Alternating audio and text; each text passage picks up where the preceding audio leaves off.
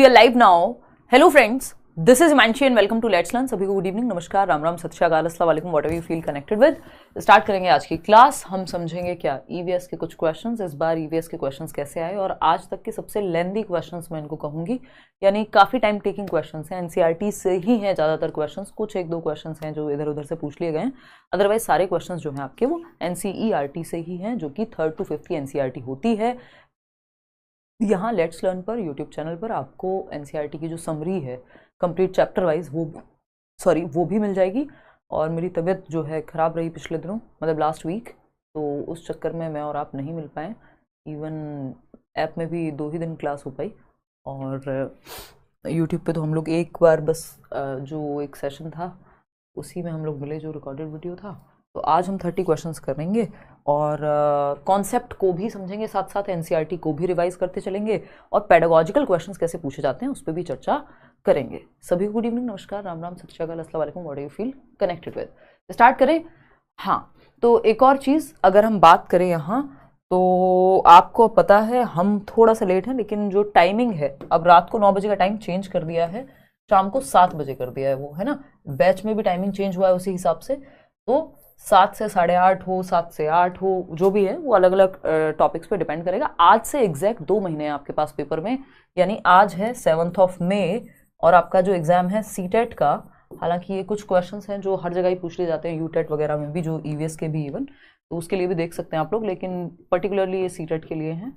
7 जुलाई को आपका एग्जाम है, तो आपके पास मई से जून, जून से जुलाई 2 महीने हैं और 2 महीने सफिशिएंट हैं, बशर्ते आप थोड़े से सीरियस हो जाएं। तो 7 बजे डेली हमको मिलना है, कहाँ, यूट्यूब पे। और अगर मैं बात करूं करियरविल ऐप की, तो वहाँ जो लोगों ने एनरोल किया हुआ है बैच में वो ठीक है, वो तो ऑफकोर्स जुड़े ही हुए हैं। जिन लोगों को एनरोल करना है वो भी कर सकते हैं। कैसे करेंगे? करियरविल ऐप के माध्यम से जुड़ के। बात ठीक है नहीं, है ना। करियरविल ऐप डाउनलोड करके टीचिंग सेक्शन में जाके आप सीटेट का बैच या बाकी पेडागॉजी स्पेशल के बैच में भी एनरोलमेंट है, अगर आप किसी और एग्जाम के लिए पढ़ रहे हैं, डिटेल में पेडागॉजी पढ़ना चाहते हैं। चलिए, ये सब तो हो गई बातें जो शुरुआत में 1-2 मिनट हमें बात करनी ही होती है। पर्यावरण अध्ययन पेपर कैसा आता है इस बार, जनवरी 2024 में कैसा पूछा गया है, वही क्वेश्चंस हैं, उन्हीं को बस घुमा घुमा के लड्डू बना के पूछा गया है। एक वो प्राचीन काल से 2016 से, उससे पहले भी 13-13 में भी एक क्वेश्चन आया करता था कि पानी में अगर हम नमक मिला दें तो क्या होगा, उसमें नींबू डूब जाएगा कि तैर जाएगा। आज भी वही क्वेश्चंस घुमा फिरा के पूछे जा रहे हैं, बस फर्क इतना है कि अब ABCD 4 ऑप्शन, असर्शन, रीजनिंग, इस तरह के से पूछने का तरीका बदला है, कॉन्सेप्ट सेम है। लाइक शेयर सब्सक्राइब आप कर दीजिएगा। ये जो PDF है क्वेश्चंस की विद आंसर्स आपको let's learn squad Telegram channel पे मिल जाएगी। किसी भी फेक चैनल से कृपा करके मत जुड़िएगा, किसी भी फेक वेबसाइट से लेट्स लर्न के नाम पे प्लीज मत जुड़िएगा। कोई भी वेबसाइट अभी रनिंग नहीं है, कई फेक वेबसाइट्स बनी हुई हैं, उनसे बचें। ठीक, चलिए स्टार्ट करते हैं। क्वेश्चन नंबर 1 है आपके सामने और आप पोल में जवाब देंगे। Read statements ANR। जैसा कि मैंने कहा, सबसे ज्यादा लेंदी, आज तक का सबसे ज्यादा लेंदी पेपर है ये EVS का, है ना। आज हम बहुत दिनों बाद मिल रहे हैं, शायद 8-10 दिन बाद। अपने दोस्तों को भी बता दीजिएगा, अब टाइम जो है यही रहेगा, 7 से 8 के टाइम में मिलेंगे। आज थोड़े से लेट हैं, है ना। और समझते हैं, नहीं, केवल CDP सीटेट के लिए नहीं मिलेगा, बाकी एग्जाम्स के लिए मिल जाएगा। तो सीटेट में 1000 रुपये का तो बैच ही है, उसमें सब कुछ ही मिल जाएगा आपको, तो वही ले लीजिए। देखिएगा एक बार। तो अगर हम देखें, कथन A और R को ध्यान से पढ़ना है और निम्नलिखित प्रश्नों का उत्तर देना है। A क्या है भाई?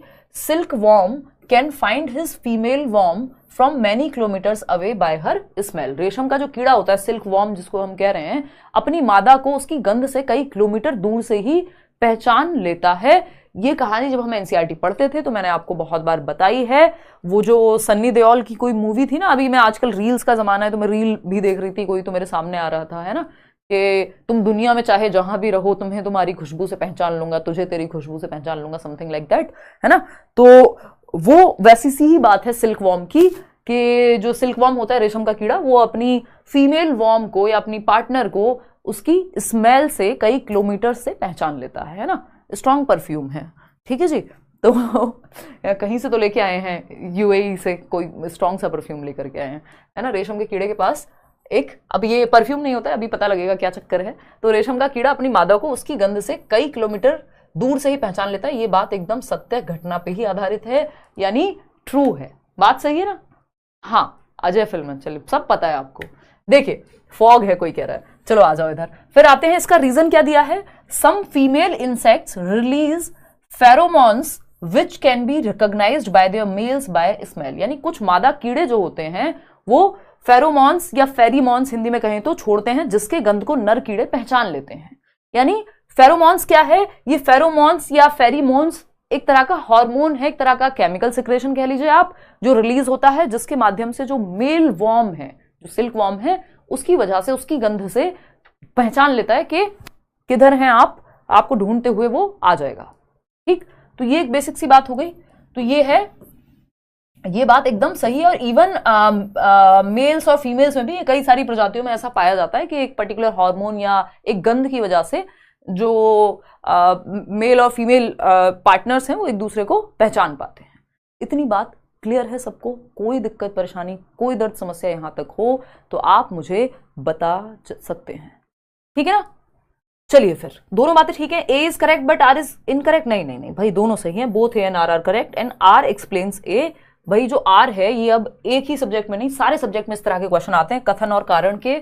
तो कथन भी सही है कि जो सिल्क वॉर्म है वो खुशबू से, गंध से अपनी फीमेल की, मादा वॉर्म की, रेशम के कीड़े की पहचान लेता है दूर से, कई किलोमीटर से। और इसका जो रीजन है वो ये है कि फेरोमोन्स होता है फीमेल वॉर्म में, जिसकी वजह से, उस गंध की वजह से मेल वॉर्म उस तक पहुंच पाता है ना? वो क्या नाम है, सन्नी देओल वाली जो बात है ना, वो एकदम सही है इनके केस में। तो इस बात को आप ध्यान रखेंगे। आगे बढ़ेंगे, क्वेश्चन नंबर 2 पर देखते हैं, फटाफट से देखते हैं।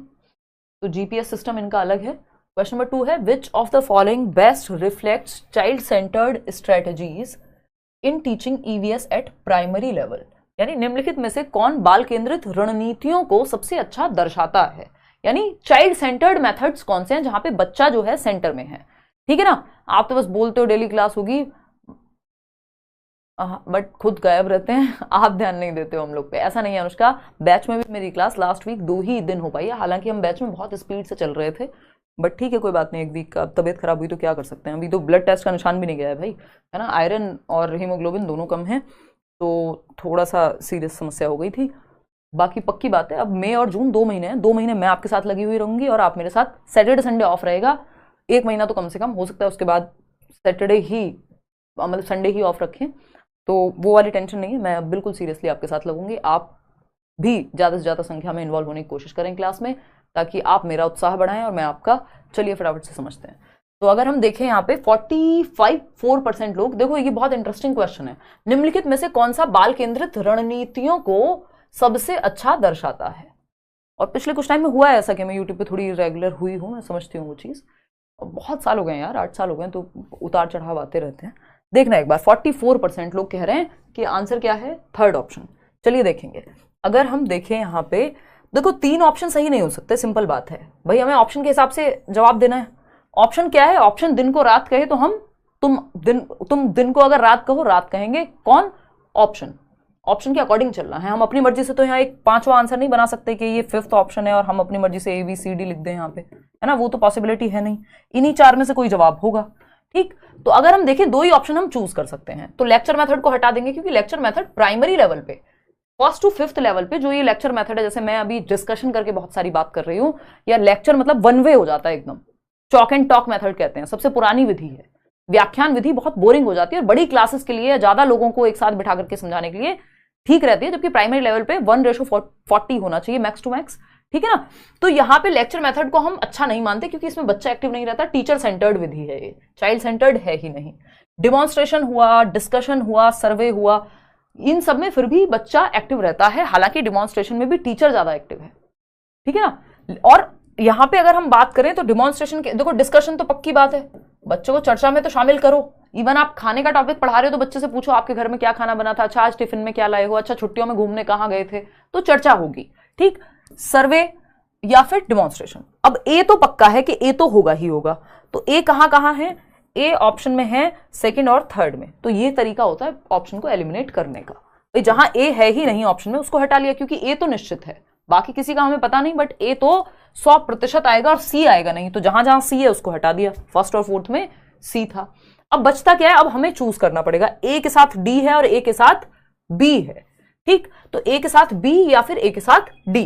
अगर हम बात करते हैं डिमॉन्स्ट्रेशन या प्रदर्शन विधि की, तो जब हम डिमॉन्स्ट्रेशन या प्रदर्शन विधि की बात करेंगे तो हमें एक चीज यहां पे समझनी पड़ेगी कि एक तो ये साइंस के क्वेश्चंस को या साइंस के टॉपिक्स को समझाने में ज्यादा इस्तेमाल किया जाता है डिमॉन्स्ट्रेशन विधि, और इसमें बच्चा कंपैरेटिवली कम एक्टिव है जितना कि वो सर्वे में या डिस्कशन में एक्टिव है। ये टीचर सेंटर्ड मेथड की तरफ चला जाता है, पूरी तरह से चाइल्ड सेंटर्ड नहीं कहते इसको। और दूसरा, साइंस जैसे सब्जेक्ट्स जो प्राइमरी में उतने प्रिवेलेंट नहीं होते उनके लिए ज्यादा प्रयोग में लाया जाता है। तो सर्वे में यह है कि बच्चा 4 लोगों से सवाल पूछेगा, घर पे जाके पूछेगा, अच्छा दादी आपके समय पे क्या चलता था, कौन से सिक्के चलते थे। तो ए और डी जो है वो यहाँ पे ज्यादा बेहतर ऑप्शन हमें नजर आ रहे हैं। हालांकि आप में से 44% लोग जो हैं वो ये कह रहे हैं कि जो है आंसर आपका थर्ड होना चाहिए, बट ऐसा नहीं है क्योंकि ए और बी नहीं हो सकते सही। तो यहाँ पे हम डिस्कशन और सर्वे के साथ जा रहे हैं कि आप बच्चे को 4 सवाल पूछ रहा है, वो भी तो सर्वे ही है ना, ठीक है ना, ये ऑफिशियल आंसर भी है ये आपका।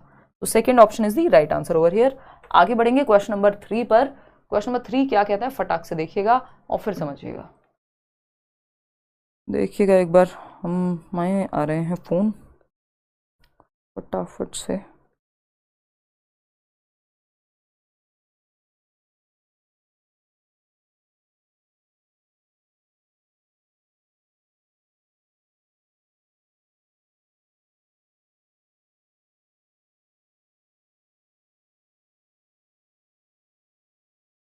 चलिए खैर फटाफट से जवाब देंगे आप लोग, कोई दिक्कत परेशानी। फर्स्ट ऑप्शन कह रहे हैं 71% लोग, 71% लोग कह रहे हैं कि ऑप्शन 1 ही सही है। देखना एक बार, जो कि सही भी है, 81% लोग भी कह रहे हैं अब तो 80%। You wish that students learn by peer learning strategies. Peer learning समझते हैं आप, यानी एक दूसरे के साथ छात्र सहपाठी शिक्षण। यानी हिमांशी की दोस्त है पूजा, पूजा या मान लेते हैं कोई और नाम बता दो यार, प्रतिष्ठा, है ना। तो हम 3 दोस्त हैं, हम आपस में सीखते हैं एक दूसरे से। वो मुझे 1 चैप्टर पढ़ा देती है, मैं उससे 1 चैप्टर पढ़ लेती हूँ, और मैं उसको 2 चैप्टर पढ़ा देती हूँ। इस तरह से चलता रहता है, ठीक। तो ये है पीयर लर्निंग, ठीक है। Which strategy will you adopt to form groups. आपको ग्रुप बनाना है तो कौन सी स्ट्रेटेजी बनाएंगे समूह में सिखाने के लिए, ग्रुप में सिखाने के लिए कौन सी स्ट्रेटेजी बेहतर होगी। तो पहला ऑप्शन है make a heterogeneous group based on participation and cooperation. यानी भागीदारी और सहयोग के आधार पे कि बच्चे इन्वॉल्व भी हों, पार्टिसिपेट भी करें उस ग्रुप में, और सहयोग करें यानी इन्वॉल्व भी हों और कोऑपरेट भी करें, हेल्प भी करें एक दूसरे की। और कैसा ग्रुप होना चाहिए, हेट्रोजेनस। ये बात मैंने आपको बहुत बार बताई है पेडागोजी में या ओवरऑल सीडीपी में भी, कि कैसा आपको समूह बनाना है, विषम समूह। जब भी समूह बनाने की जरूरत पड़े, ग्रुपिंग की जरूरत पड़े, तो 2 प्रकार के ग्रुप होते हैं, एक होता है होमोजीनियस और दूसरा होता है हेट्रोजीनियस। तो जब भी ग्रुपिंग की बात हो रही है या ग्रुप्स बनाने की बात हो रही है, तो सिंपल बात है कि आपको होमोजीनियस नहीं, यानी समान क्षमताओं का ग्रुप नहीं। होमो का मतलब ही होता है सेम, है ना। हम कहते हैं होमोसेक्सुअलिटी, यानी सेम सेक्स में इंटरेस्ट या इंक्लिनेशन। लेकिन होमो का यहाँ पे जो है ग्रुप, हमें होमोजीनियस नहीं बनाना है जिसमें सारे सेम क्षमताओं के बच्चे हों। यानी मेरा मैथ्स अच्छा है तो बाकी सबका भी मैथ्स में अच्छे नंबर आते हैं। तो भाई अगर मुझे एसएसटी सीखनी होगी तो मैं किससे सीखूं।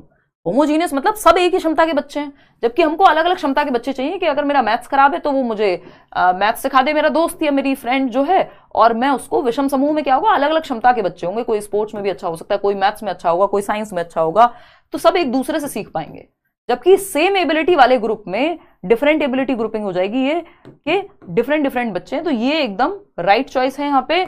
बट अगर मैं बात करूं किसकी, ये जो आपका सेम एबिलिटी वाले ग्रुप्स को नहीं बनाना है, हेट्रोजेनस या मिक्स्ड एबिलिटी ग्रुपिंग करनी है। सेम एबिलिटी ग्रुपिंग नहीं, मिक्स्ड एबिलिटी, यानी मिक्स्ड एबिलिटी के बच्चे हों, अलग अलग क्षमताओं के बच्चे हों, है ना।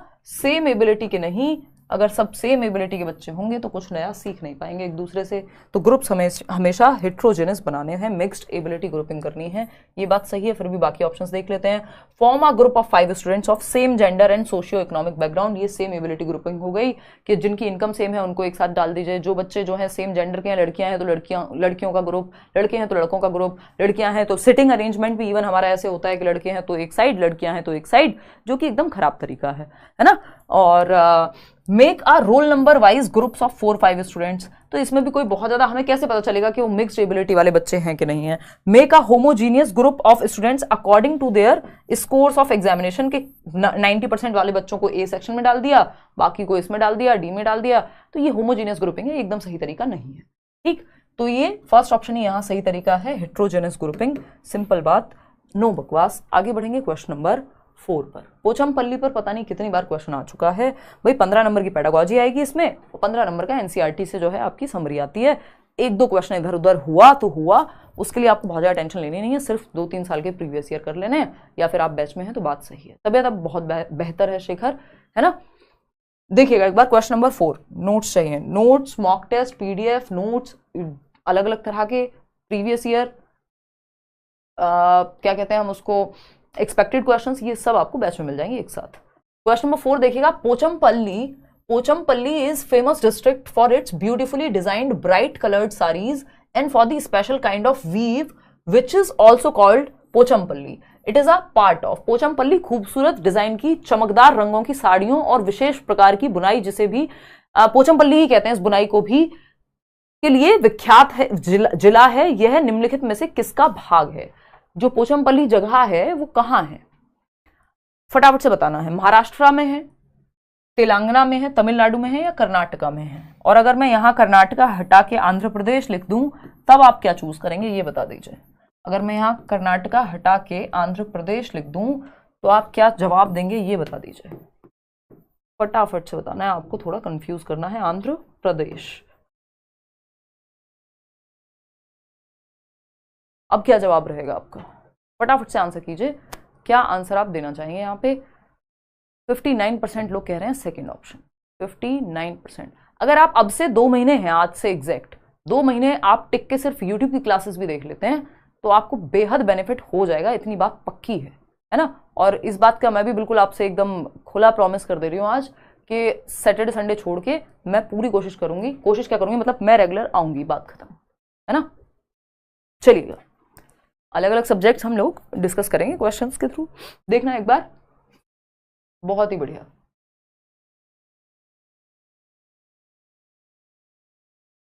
जूही जो पेंडिंग है वो मिल जाएंगे जूही, अगर आप यही पूछ रहे हो तो। कोई और सवाल है तो बात अलग है। 59% लोग अभी भी सेकंड ऑप्शन कह रहे हैं, वेरी गुड। क्योंकि अगर हम देखें पोचमपल्ली कहाँ है तो पोचमपल्ली तेलंगाना के एक डिस्ट्रिक्ट में एक टाउन है, अगर मैं कहूँ तो। उस डिस्ट्रिक्ट का नाम मेरे को एग्जैक्टली याद नहीं आ रहा, उसमें पोचमपल्ली जो है। और पोचमपल्ली की साड़ियां बहुत फेमस हैं, या वहां का वीविंग टाउन बोल देते हैं इसको, कि यहाँ पे बुनाई कढ़ाई बहुत होती है और अलग अलग धागों से सिल्क वगैरह बहुत सारी चीजों का यूज हुआ जाता है। जो यहाँ की फेमस कढ़ाई है वो इक्कत कहते हैं, आई थिंक उसको, या इक्कत कहते हैं। तो ये भी एक एक्स्ट्रा बात हो गई। पहले आंध्र प्रदेश में आता था, लेकिन जो अपडेटेड एनसीईआरटीज हैं उनमें शायद आज से अगर आप चले जाएंगे 5-6 साल पहले जो मेरे सेशंस होंगे तो उस टाइम पे आपको ये एनसीईआरटी में भी आंध्रा ही लिखा हुआ मिलेगा। बट आज के समय अगर आप देखेंगे, या आज से जो ज़्यादा पुरानी वीडियोस नहीं है लेट्स लर्न पे ही वो देखेंगे, तो उसमें आपको तेलंगाना मिल जाएगा। तो ये तेलंगाना में है, ठीक है ना। फिर अलग हो गया था ना ये, तो तेलंगाना के अंदर आएगा पोचमपल्ली, जहाँ ये साड़ियाँ बनाई जाती हैं। एक आपका चैप्टर है प्रॉपर एनसीईआरटी में कि ये मुक्तापुर गांव में रहने वाली एक बच्ची है वाणी, और प्रसाद के घर में रंग बिरंगे धागों का ढेर लगा रहता है। यानी बहुत ही जो अभी बात हुई कि ब्राइट जो थ्रेड हैं ब्राइट कलर के वो इसमें पाए जाते हैं, और अम्मा अप्पा और परिवार के साथ लोग बुनाई का काम करते हैं, ठीक है ना। तो एक तो रंग बिरंगे धागे यानी कलर्ड जो आपके ब्राइट क्या कहेंगे थ्रेड्स हैं, लोग क्या करते हैं वीविंग का काम यानी बुनाई का काम करते हैं। बुनाई सुंदर होती है, अपने आप में यूनिक होती है। और ये जो गांव है वो तेलंगाना राज्य के पोचमपल्ली कस्बे में आता है, कस्बे के पास है, जो ये मुक्तापुर विलेज की यहाँ बात हुई है। यहाँ ज्यादातर परिवार बुनकर हैं, बुनाई को पोचमपल्ली नाम से जाना जाता है। तो इस बुनाई को भी, वीविंग का नाम भी क्या है, पोचमपल्ली ही है, ठीक है ना।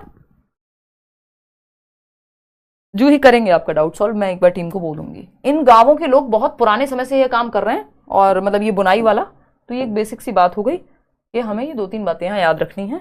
और अगर हम देखें बुनाई का नाम भी यहाँ यही है, और अधिकतर घर में ये होता है पोचमपल्ली कारीगरी की तरह बहुत सारे हुनर सीखे जाते हैं यहाँ पे, जैसे कालीन बनाना, खिलौने बनाना। और आपको भी बच्चों को क्या करना है, पेडागोजी का क्वेश्चन पूछा जा सकता है कि बच्चों का ध्यान इस ओर दिलाएं कि पारंपरिक व्यवसाय, ये पहले पूछा जा चुका है, पारंपरिक व्यवसाय अधिकतर घर में ही सीखे जाते हैं। जो ट्रेडिशनल ऑक्यूपेशन है जैसे कढ़ाई बुनाई, सिलाई, कालीन बनाना, खिलौने बनाना, इत्र बनाना, जैसे कन्नौज क्या है, इत्र के लिए फेमस है ना, और इत्यादि पर चर्चा करवाई जाए, डिस्कशन कराया जाए। और इसको क्या कहते हैं, इंडिजीनियस मटेरियल या इंडिजीनियस इवन टीचिंग एड्स को भी बढ़ावा दिया जाए, यानी जिनको हम देशीय क्या कहते हैं, मटेरियल कहते हैं या सामान कहते हैं, उनको बढ़ावा दिया जाना चाहिए, जो लोकली बनाया जाए, जो आसपास से बनाया जाए। ठीक है जी, ठीक है समरेश, धन्यवाद। क्लियर है बात। तो इंडिजीनियस मटेरियल का इस्तेमाल करें टीचर भी अपने टीचिंग लर्निंग मेथड्स को और बेहतर करने के लिए। अगर मैं बात करूं तो यहां अगर आपसे मैप पे पूछ लिया जाए, जो कि एक क्वेश्चन है भी आगे, तो आपको अगर तेलंगाना की बात करें तो नेबरिंग स्टेट अगर पूछ ले तो आपको पता है यहाँ आंध्र प्रदेश है, इधर आपका ये उड़ीसा है, इधर कर्नाटका है, ऊपर महाराष्ट्र तेलंगाना है। ठीक, तो या इसी का जो नेबरिंग स्टेट है तेलंगाना का वो महाराष्ट्र है, नीचे तमिलनाडु। तो ये थोड़ा बहुत आइडिया तो हमें होता ही है। चलिएगा, खैर अभी समझेंगे कहानी क्या है। क्वेश्चन नंबर 5 पर आते हैं और फटाफट से इसको सॉल्व करेंगे, देखना और फिर जवाब देना। क्वेश्चन नंबर 5, देखिए क्वेश्चंस थोड़े लेंदी हैं, ये आज तक का सबसे लेंदी पेपर मैं इसको कहूंगी, है ना, काफी लेंदी क्वेश्चंस हैं, टाइम टेकिंग क्वेश्चंस हैं। इसमें क्या है, आपको 2 स्टेटमेंट्स को ठीक से पढ़ना है, एक है स्टेटमेंट 1 और एक है स्टेटमेंट 2। तो अगर आपने इनफ प्रैक्टिस नहीं की होगी, पेपर में समय नष्ट होगा पेपर को पढ़ने में, क्योंकि लंबा पेपर बना रहे हैं, यानी लेंदी पेपर बना रहे हैं, टाइम टेकिंग है, टाइम कंज्यूमिंग है। कथन 1 और कथन 2। कथन 1 कहता है EVS syllabus is divided into 6 themes, यानी 6 थीम में बांटा हुआ है, बात तो सही है। वाटर है, relationships, food, transport, shelter and how things work. Transport नाम का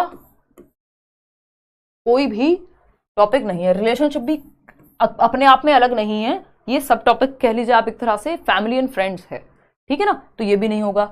तो 6 थीम्स में बांटा हुआ है, बात ठीक है, लेकिन ये 6 थीम्स के नाम सही नहीं है ना, तो ये फॉल्स हो गया, क्योंकि ट्रांसपोर्ट अलग से नहीं है, ये मैंने आपको अच्छे से याद कराया हुआ है। फैमिली एंड फ्रेंड्स, फूड, सबसे पहले हम फूड से शुरू करते हैं, फूड, फैमिली या family and friends, water, shelter, travel, things we make and do. ठीक, the themes of EVS are close to children's life, बच्चों के जीवन से जुड़ी हुई है, ये बात एकदम सत्य है, सत्य घटना पर आधारित है, लेकिन ये कहना गलत होगा कि ये 6 थीम्स हैं, इनमें से 2 थीम तो बिल्कुल ही गलत हैं। तो स्टेटमेंट 1 जो है वो फॉल्स है और सेकंड जो है वो ट्रू है, तो second option is the right. And third क्यों कह रहे हो भाई, बोथ स्टेटमेंट 1 एंड 2 आर, दोनों कथन कैसे सही है? ईवीएस के जो 6 थीम हैं उसमें वाटर है, आपसी संबंध नहीं है, फैमिली है, परिवार है, आपसी संबंध उसके अंदर सब थीम में आता है। भोजन है, हाँ भोजन है, यातायात, ट्रांसपोर्ट, चलो ट्रैवल को हम फिर भी मान लेंगे, लेकिन वो ट्रांसपोर्ट नहीं है, ठीक है, फिर भी हमने मान लिया। आवास एवं वस्तुएं कैसे कार्य करती हैं, यानी शेल्टर भी है, चलो। एंड हाउ थिंग्स वर्क नहीं है, things we make and do है, तो इसमें 2 तो गलत ही दी हुई है बिल्कुल। अगर हम ट्रांसपोर्ट को मान भी लें, जो कि ट्रैवल के नाम से है, ठीक है ना, ट्रांसपोर्ट के नाम से नहीं है, ठीक, ट्रैवल अलग चीज हो गई यहाँ पे, तो ये गड़बड़ हो जाएगा, फर्स्ट स्टेटमेंट सही नहीं है, इसलिए statement 1 is right but 2 is not right at all. अब आपको पता है 6 थीम्स हैं, थीम्स के बेसिस पे चैप्टर को डिवाइड मतलब सिलेबस को डिवाइड किया गया है, ना कि सिलेबस वाइज रट्टे लगवाए गए हैं, क्योंकि ये थीम्स क्या है, इंटीग्रेटेड मैनर में बच्चे को सिखाती हैं, उसकी सराउंडिंग एक साथ जुड़ी हुई है। जब वो पेड़ देखता है तो वो ये नहीं कहता ये ज्योग्राफी का पार्ट है, उसके लिए वो उसके एनवायरमेंट का पार्ट है। तो एक साथ जोड़ करके बच्चे के जीवन से सिखाने के लिए 6 थीम्स बनाई गई हैं, आप साथ में बोल सकते हैं, है ना। Family and friends, family and friends, इसके अंदर कुछ सब थीम्स आती हैं, यानी इसके अंडर भी कुछ थीम्स आती हैं, ये मेजर थीम है जो 6 थीम्स है। अगर इन 6 के अलावा कुछ दिख रहा है तो समझ जाइए वो मेजर थीम में नहीं आएगा, मेन थीम में नहीं आएगा। फूड है ना भाई, फैमिली में रह के काम थोड़ी चलेगा, खाना भी चाहिए, अब फूड चाहिए तो फूड के बाद पानी भी पीना पड़ेगा, हालांकि पीना नहीं चाहिए ऐसा कहते हैं लोग, बट हम तो मान लेते हैं भाई पानी भी तो चाहिए होगा। फूड, वाटर, शेल्टर, रहने को एक घर भी चाहिए, ठीक है ना। फिर क्या होगा, ट्रैवल, घूमने का भी मन करेगा, पेड़ थोड़ी है हम एक ही जगह पे टिके रहेंगे, कौन सी मूवी का डायलॉग है बता दीजिएगा। Things we make and do के कुछ काम हिलना भी देखेंगे भाई, है ना। Things we make and do, make and do यानी काम जो हम करते हैं, ये है मेजर 6 थीम्स, ये आपके टिप्स पे होनी चाहिए। Family and friends, food, water, shelter, travel, things we make and do, simple 6 themes हैं। इनके अलावा जो भी हैं वो सब थीम है, या कई बार ऐसे ही फालतू में दे देता है थीम। तो things we make and do है, ये नहीं है कि थिंग्स जो भी इन्होंने दिया हुआ था यहाँ पे कि हाउ थिंग्स वर्क, ये थोड़ी कैसे काम करती हैं, जो हम चीजें बनाते हैं और करते हैं, यानी हमारा ऑक्यूपेशन। क्वेश्चन नंबर 6 देखिएगा, क्वेश्चन नंबर 6 का जवाब फटाफट से दीजिएगा। क्या कहता है क्वेश्चन नंबर 6? कॉम्प्रिहेंसिव इवेल्युएशन यानी व्यापक मूल्यांकन means holistic way of evaluating a student, यानी सर्वांगीण रूप से, समग्र रूप से बच्चे को जांचना। आज ही कराया है ये CCE, हम डिस्कस कर रहे थे बैच में, अगर याद हो आपको तो। अभी कंप्लीट हुआ भी नहीं है, आपको पूरी कहानी हमने बताई थी, क्या कैसे चीजें रहती हैं इसमें, है ना। और हमें ये चीज पता होनी चाहिए कि कैसे होलिस्टिकली हमें बच्चे का आकलन, 360 डिग्री असेसमेंट की बात आपकी NEP भी कह रही है। ठीक, तो ये CCE हर जगह पे, मैं जब बताती हूँ आपको कि अगर 10 टॉपिक पढ़ने हो तो उसमें CCE बहुत जरूरी है, हर सब्जेक्ट में पूछा जाता है। ठीक है ना। तो कॉम्प्रिहेंसिव, और 2 महीने में आप कैसे तैयारी कर सकते हैं, इस पर भी मुझे जैसे ही समय मिलेगा मैं एक वीडियो बना दूंगी कि 2 महीने में एक अच्छा सा प्लान तैयार करके और अपनी तैयारी कर लीजिए, अगर अभी तक शुरू नहीं किया ठीक से तो, है ना। कॉम्प्रिहेंसिव 2 महीने बहुत होते हैं CTET के लिए। Comprehensive evaluation means holistic way of evaluating a student, हर एक पक्ष में बच्चे को जांचना 360 degree. The ways in which an EVS teacher can assess her students for comprehensive evaluation in EVS are, कैसे जांचे बच्चे को। Rating scale during assessment of activities, rating scale से कि बच्चे का डिसिप्लिन कितना है, वो एक्टिविटी कितने अच्छे से परफॉर्म करता है, आउट ऑफ 10 रेट कर दो। हाँ, ये भी सही तरीका है। पोर्टफोलियो कह रहे हैं आप लोग, हाँ पोर्टफोलियो भी परफेक्ट तरीका है। बच्चे की अचीवमेंट, बच्चे की सारी एक्टिविटीज के लिए एक फाइल होगी जिसमें डेटा होगा। टीचर्स ऑब्जर्वेशन, टीचर ऑब्जर्व कर सकते हैं, देख सकते हैं डेली बेसिस पे कि बच्चा कोई एक्टिविटी करते हुए या दोस्तों के साथ कोई काम करते हुए कैसे बिहेव करता है, कैसे रहता है। Half yearly and annual exams, ये भी क्या है, असेस करने के एक तरीके में आ जाएंगे कि नहीं आएंगे। बहुत अच्छा नहीं माना जाता इसको, लेकिन हाँ हम कहेंगे कि ठीक है इसको भी हम इंक्लूड कर लेंगे। ना भी करें तो, क्योंकि हमें एक ही तरीका चूज करना था और इस 4th को अगर हटा भी दे तो ऊपर के तीनों तरीके सही हैं। तो ये इसमें बोर्ड ने क्या किया है, क्योंकि ये पेपर में आया हुआ है, Z दे दिया, यानी जो भी ऑप्शन आप चूज करेंगे सब सही है ना। तो जो भी आपने चूज किए वो सब सही है। ठीक, सबसे बेस्ट हालांकि इसमें पोर्टफोलियो ही माना जाता है अगर कोई और ऑप्शन नहीं होता तो। ठीक है ना, कहना गलत होगा लेकिन क्योंकि अब कुछ चूज करना ही है तो उस केस में फिर पोर्टफोलियो के साथ चले जाएंगे। अदरवाइज यहाँ पे सभी सही है, क्योंकि पता तो हमें लगेगा, हालांकि हाफ ईयरली और एनुअल एग्जाम से 360 डिग्री आकलन कर पाना बहुत मुश्किल है। तो अगर वो गलत भी है तब भी वो उससे कोई फर्क तो पड़ेगा नहीं, क्योंकि इन्होंने कहा भाई हमने 3 ऑप्शन दे दिया आपको और ये तीनों ही ठीक थे लगभग। या पोर्टफोलियो और ऑब्जर्वेशन से तो काफी पता लग ही जाता है होलिस्टिक एस्पेक्ट का, तो इसलिए इसमें सभी सही थे। A और B बेस्ट है। A और B मतलब रेटिंग स्केल से भी ज्यादा बेस्ट है टीचर की ऑब्जर्वेशन और पोर्टफोलियो। B और C एक तरह से।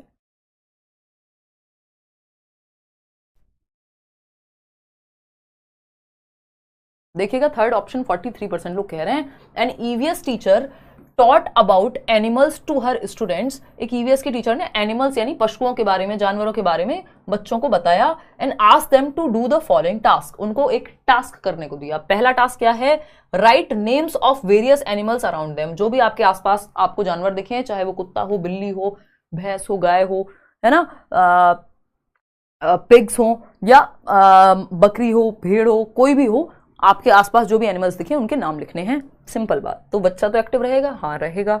Observe activities of different animals, अलग अलग एनिमल्स की एक्टिविटी, चाहे वो बिल्ली है, कुत्ता है, कोई और कछुआ पाल लिया है आपने या आसपास दिखता है, तो आप उनके एक्टिविटीज को ऑब्जर्व कीजिए।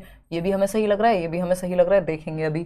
Classify animals into categories based on observations, अब जो आपने ऑब्जर्व किया है उसके बेसिस पे अलग अलग कैटेगरी में बांट दो कि ये पालतू हैं, ये जंगली हैं, ये ऐसे हैं। ठीक है। डिफाइन द टर्म एनिमल, यानी एक टर्म है एनिमल, उसको डिफाइन करो, डेफिनेशन लिखो कि जानवर को परिभाषित करो कि जानवर क्या होता है। बच्चा कौन सी क्लास का था हमें नहीं पता, बट प्राइमरी क्लास का ही है। ठीक है ना, तो डिफाइन करना है। अब पूछा क्या है हमसे, देखो ये क्वेश्चन ठीक से पढ़ना बहुत जरूरी है, नहीं तो हमारा आंसर गलत हो जाएगा। विच of the above is not, जहां नॉट लिखा हो, लीस्ट लिखा हो, एक्सेप्ट लिखा हो, यानी सिवाय लिखा हो, नहीं लिखा हो, तो 3 इडियट्स में जैसे आमिर खान के कान जो है ऐसे थे, तो ऐसे कान खड़े कर लेने, आई मीन सतर्क हो जाना है और ध्यान से जवाब देना है। ठीक, तो which of the above is not appropriate for students of primary level as per the nature of EVS at primary level. जो नेचर है प्राथमिक स्तर पे EVS का, जो प्रकृति है ईवीएस की उसके अनुसार कौन सा गलत है। तो ये हम बहुत बार डिस्कस करते हैं कि डेफिनेशंस पे फोकस करना, परिभाषाओं पे फोकस करना प्राइमरी लेवल पे एकदम गलत है।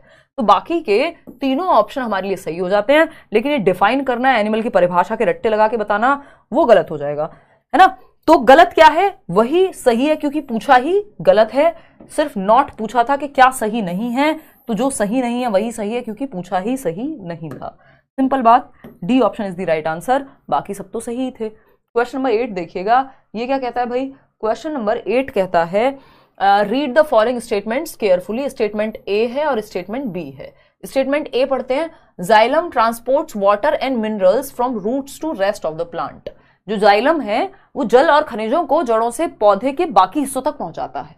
ये एकदम फैक्चुअल क्वेश्चन है, ठीक। फिर आता है statement B, phloem translocates food from leaves to various parts of the plant. तो ये फूड को अलग अलग पार्ट्स ऑफ द प्लांट तक लेकर के जाएगा। क्या ये सही है, क्या ये दोनों सही है, क्या बी सही है, क्या है सही? दोनों ही सही है, both A and R are true. ये एकदम ऐसा, ये दो क्वेश्चन हैं जो आउट ऑफ द बॉक्स हैं, या जो डायरेक्ट आपको एनसीईआरटी में शायद देखने को ना मिले। ये आपको फिर अलग से यूट्यूब की सहायता ले लीजिए, या कोई भी किसी बच्चे के आसपास की छोटे जो पब्लिक स्कूल्स में जाते हैं ना, प्राइवेट स्कूल्स में बच्चे, तो उनके पास कई बार एनसीईआरटीज नहीं होती हैं इतनी छोटी क्लास में, तो उनकी किताबों में काफ़ी चीज़ें हो जाती हैं। तो या तो इंटरनेट से प्लांट्स के टाइप, उनकी क्या फंक्शंस होते हैं, वो सब थोड़ा सा पढ़ना पड़ेगा, क्योंकि इसमें फिक्स नहीं है। ये आज आ गया क्वेश्चन, जरूरी नहीं है ये जाइलम पे दोबारा क्वेश्चन भी आए, ठीक है ना। तो ये एकदम फैक्चुअल क्वेश्चन है। तो ऐसे एक दो क्वेश्चन तो मिलेंगे, उसको मान के चलना है। या तो अलग से पढ़ लीजिए एक्स्ट्रा में, नहीं तो अपना अक्कड़ बक्कड़ करना पड़ेगा, क्योंकि वो दो क्वेश्चन ना तो आप प्रिडिक्ट कर सकते हैं और ना ही आपको पता है कि वो आएंगे भी या नहीं आएंगे। तो कई बार कॉमन सेंस बेस्ड हो जाता है, और नहीं तो आपको एक्स्ट्रा में वो लेके जाना पड़ेगा। अदरवाइज इसके लिए सिर्फ अलग से चैप्टर करना कोई बहुत बढ़िया बात नहीं है। चलिए आते हैं question number 9। Neena, an EVS teacher of class 5, gives a group assignment to her students that they have to visit nearby agricultural farms and find out information about the implements used by farmers during agriculture and the type of crops they grow. They also have to collect photographs and prepare a report. What process skills and learning indicators are involved here? अब मतलब क्या कहा इन्होंने, एक 5वीं class की शिक्षिका है, ठीक, नीना, वो क्या चाहती है, अपने बच्चों का एक ग्रुप बनवाएं और उन्हें एक असाइनमेंट दें कि वो जो कृषि फार्म्स हैं, मान लीजिए खेतों में जाकर के किसानों से बातचीत करें, और क्या पूछें उनसे, वो कौन से उपकरण यूज करते हैं, उनके द्वारा उगाई जाने वाली जो फसलें हैं जो किसान उगा रहे हैं उसके बारे में जानकारी प्राप्त करें, कुछ फोटोज भी कलेक्ट करें, कुछ फोटोज लें उन फसलों की जो भी किसानों के खेतों में उगाई जा रही हैं। और यहाँ पे पूछा है कि कौन सी प्रोसेस स्किल्स जो है इन्वॉल्व हैं। देखिए प्रोसेस स्किल्स कुछ 5-6 प्रोसेस स्किल्स हैं जो यूज होती हैं। प्रोसेस स्किल्स का मतलब है यहाँ थिंकिंग स्किल्स, है ना, जैसे ऑब्जर्व करना, ये भी क्या है, ये साइंस में, या हम यहाँ पे ईवीएस में कहें तो त्रिलोक सिंह गांववासी क्या है, यूज होती हैं प्रोसेस स्किल्स। जैसे ऑब्जर्व करना, इन्फर करना यानी अनुमान लगाना, एक निष्कर्ष पे पहुंच पाना, ठीक है ना, प्रिडिक्ट करना जिसको हम अनुमान कह देते हैं, ठीक। या फिर अगर हम देखें इस तरह की कई सारी, हाइपोथेसाइज करना, क्वेश्चन करना, चीजों को एक्सपेरिमेंट करना, एक्सप्रेशन यानी अभिव्यक्त करना, ये सब प्रोसेस स्किल्स कही जाती हैं, जिनमें भी बच्चे को थिंकिंग प्रोसेस उसकी इन्वॉल्व हो, ठीक है ना। तो अब यहाँ पे कौन सी प्रोसेस स्किल यूज हुई है, फार्मर्स से ये पूछने में कि वो क्या उगा रहे हैं, उनका फोटो लेने में, ये आपको पूछना है, फटाफट से बताइए। देखना, हाँ कल बताऊंगी भाई। हाइपोथेसाइजिंग, इन्फरिंग, एक्सप्रेशन यानी परिकल्पना करना। अब यहाँ पे कुछ भी परिकल्पना नहीं करना है, यानी कुछ भी ऐसा जो प्रूव नहीं हुआ है बट आपको इमेजिन करना है, ऐसी यहाँ पे कोई बात नहीं है। जो कुछ भी कर रहे हैं किसान वो क्लियर है। प्रिडिक्ट करना पड़ेगा, क्या प्रिडिक्ट करना पड़ेगा, ऐसा तो कुछ यहाँ है ही नहीं। एक्सपेरिमेंट करेंगे, एक्सपेरिमेंट खुद से थोड़े ना वो धान बो रहे हैं खेत में जाकर के। ऑब्जर्विंग तो चलो समझ में आता है। क्वेश्चन करेंगे, बिल्कुल क्वेश्चन करेंगे, तभी तो पता लगेगा किसानों से कौन सी फसल है, कैसे उगा रहे हैं, है ना। एक्सप्रेशन यानी अभिव्यक्त करेंगे, बिल्कुल सही बात है, क्योंकि उन्हें एक रिपोर्ट बनानी है तो उनको एक्सप्रेशन करना पड़ेगा। इन्फरिंग होता है निष्कर्ष निकालना या परिणाम निकालना कि आपको फाइनली ये मिलके गांव में इतने लोगों से और ये समझ आया और ऐसे ऐसे फसलें उगती हैं। ये भी बात सही लग रही है, लेकिन और ऑप्शन देख लेते हैं। एक्सपेरिमेंटेशन सही नहीं होगा। सेंसिटिविटी ठीक था, क्वेश्चनिंग ठीक था, लेकिन एक्सपेरिमेंटेशन नहीं कर रहा है बच्चा, वहां जाके खुद से थोड़ी ना फसल उगा के देख रहा है। तो यहाँ पे अभिव्यक्त कर रहा है, वो परिणाम निकालने की कोशिश कर रहा है कि क्या उसका कंक्लूजन रहा जब वो गांव गया तो, और क्या कर रहा है, एक चीज क्वेश्चन करेगा जरूर रिपोर्ट बनाने के लिए, एक्सप्रेस भी करेगा खुद को लिखने में।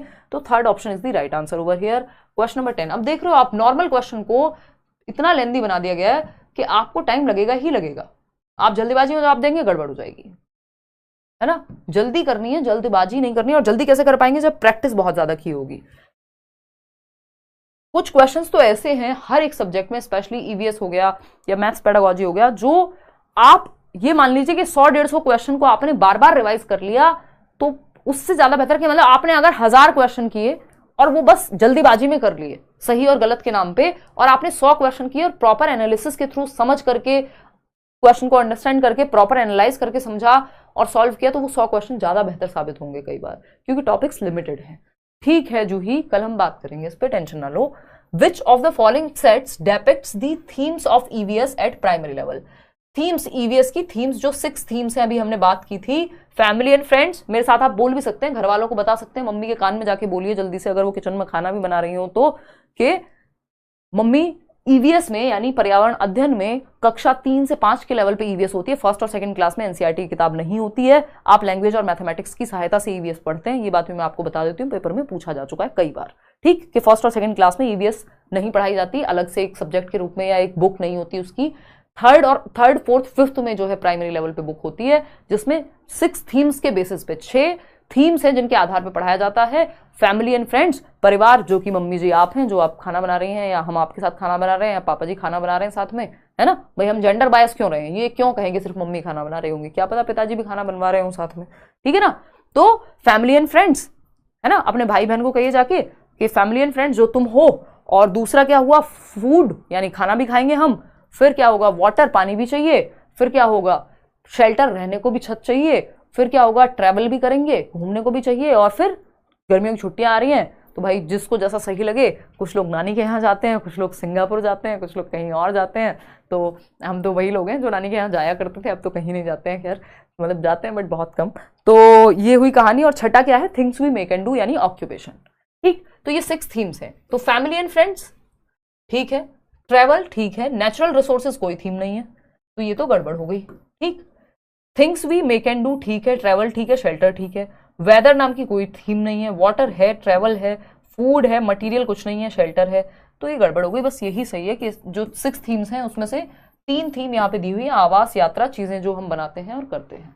सिंपल बात। क्वेश्चन नंबर 10th का सेकेंड ऑप्शन सही था। अब आते हैं क्वेश्चन नंबर 11 पर, फटाफट से जवाब देंगे। डॉक्टर्स प्रेस्क्राइब ब्लड टेस्ट, जो डॉक्टर्स हैं वो ब्लड टेस्ट कराने को कहते हैं for patients to confirm malaria, कि जिन पेशेंट्स को, जिन रोगियों को मलेरिया होता है उनके लिए ब्लड टेस्ट किया जाता है। Blood test is done to, क्यों किया जाता है ब्लड टेस्ट मलेरिया में? मलेरिया पे आपके पास एक क्या है, चैप्टर है प्रॉपर,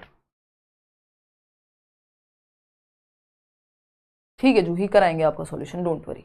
अब पढ़ लें थोड़ा सा, है ना, मेरी ऑलरेडी बहुत एनर्जी लग रही है, आपको पता है, बैच में भी आज मैं सेम बात कर रही थी, है ना, कि एनर्जी सही जगह लग जाए। मुझे थोड़ी एक्स्ट्रा मेहनत करनी पड़ेगी नॉर्मल से, जब तक तबीयत ठीक नहीं होगी एक्स्ट्रा एफर्ट लगेगा, तो प्लीज़ आप थोड़ा सा आप भी एफर्ट करके पढ़ लीजिए, डिस्ट्रैक्शन मत क्रिएट कीजिए, ठीक है ना। डॉक्टर मरीजों में मलेरिया की पहचान के लिए खून की जांच कराने को कहते हैं। खून की जांच से होगा क्या, क्या पता लगेगा?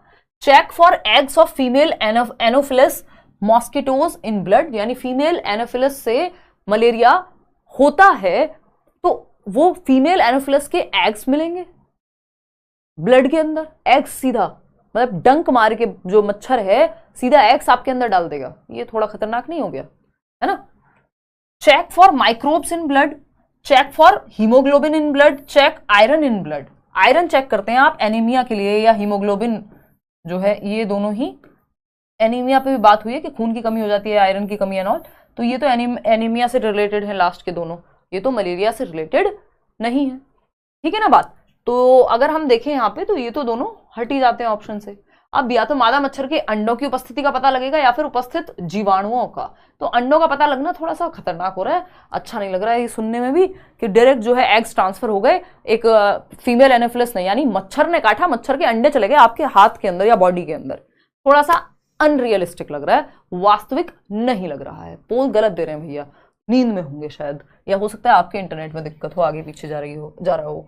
Check for microbes in blood, ये बात एकदम सही है कि ब्लड में जो जीवाणु हैं उनका पता लगेगा कि वो कौन से जीवाणु हैं, वो मच्छर के लार्वे से बने हैं, है ना, जो फीमेल एनोफिलस है, या फिर कुछ और है। तो अगर वो जीवाणु या माइक्रोब्स पाए जाएंगे जो कि मलेरिया को दर्शाते हैं या फीमेल एनोफिलस से आए हैं, तो हम मान लेंगे कि भैया आपको मलेरिया है। और ऐसा नहीं है कि आप एग्स चेक कर लेंगे, वो गलत हो जाएगा।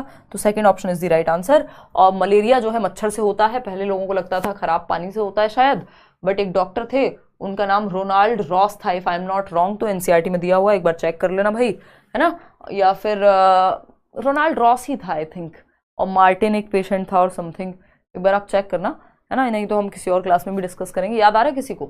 अगर हम बात करें यहाँ पे हैप्पी बर्थडे शौर्य को, धन्यवाद शशांक, इधर आ जाओ, मेडिसिन फॉर मलेरिया, इसके बाद हम केक कट करेंगे, इधर आ जाओ। मलेरिया की अगर हम बात करें तो इसके लिए सिनकोना बार्क, सिनकोना ट्री का जो है, या तो हम इसकी टैबलेट्स दे सकते हैं व्यक्ति को, या फिर हम क्या दे सकते हैं, मेडिसिन बनती है सिनकोना बार्क से। पेपर में पूछ सकता है सिनकोना ट्री के बार्क से, यानी जो उसका बार्क को क्या कहते हैं, छाल कह लीजिए, तो सिनकोना ट्री के छाल से या जो भी बार्क है उसकी, उससे पीस करके या तो मेडिसिन बनाई जाएगी या उससे टैबलेट्स बनाई जाएंगी, जिससे ट्रीट किया जाएगा मलेरिया के पेशेंट को, ठीक है ना। और बार्क लिखा भी हुआ है, बार्क पाउडर, या फिर strain the water which was given to patient, okay, छान लो इसको, और आजकल टैबलेट्स भी आती हैं, सिंपल बात है, ठीक है जी, कोई दिक्कत परेशानी, छाल, एग्जैक्टली, बहुत बढ़िया भाई। रोनाल्ड रॉस नहीं किया था ना, ये रोनाल्ड रॉस थे, मार्टिन पे किया था, किसी और पे किया था, वो मार्टिन वाली कहानी आई थिंक अलग है, बट रोनाल्ड रॉस ने ये पाया कि मलेरिया जो है अभिगुण मच्छर से होता है, ना कि गंदे पानी से, ठीक है जी। और मच्छर जमा हो जाते हैं जब ऐसी शांत जगह, मलेरिया, डेंगू, चिकनगुनिया, तो इस तरह के ऑप्शंस आते हैं पेपर में कि कौन सी चीज बीमारियां हैं जो बुखार से, सॉरी कौन सा बुखार है या बीमारी है जो मच्छर के काटने से हो रही है। क्वेश्चन नंबर 12 देखिएगा, textbook of EVS should reflect the recommendation of NCF 2005 of linking students life at school to their life outside, यानी बच्चों के स्कूल के जीवन को बाहर के जीवन से जोड़ दीजिए, ऐसी सिफारिश जो है कौन करता है, एनसीएफ 2005 करता है, जो कि एक डॉक्यूमेंट है जो गाइडलाइंस देता है टीचर्स को भी, और जो स्टेट गवर्नमेंट्स भी हैं या जो भी करिकुलम डिजाइन करने वाले लोग हैं, चाहे वो एनसीईआरटी है, सीआरटीज हैं, कि बच्चों के हित में ये चीजें होनी चाहिए। तो वो कहते हैं कि जीवन जो है क्लासरूम में जो बच्चा सीखता है वो बाहर की दुनिया से जुड़ा होना चाहिए, उसकी रियल लाइफ से, उसके वास्तविक जीवन से कनेक्ट कर दीजिए। इसका उदाहरण कौन सा है? Textbooks support students to construct knowledge through all the given activities, यानी पाठ्य पुस्तकें विद्यार्थी को उनके आसपास के सभी स्रोतों के माध्यम से ज्ञान का निर्माण करने में सहायता करेंगी, यदि तो वो पाठ्य पुस्तकें एनसीएफ के आधार पर बनी हुई हैं, क्योंकि वो जीवन से कनेक्ट कर रही हैं। सुनने में अच्छा लग रहा है, फिर भी बाकी ऑप्शंस तो चेक करने पड़ेंगे, हमें चाहिए बेस्ट ऑप्शन, ठीक है।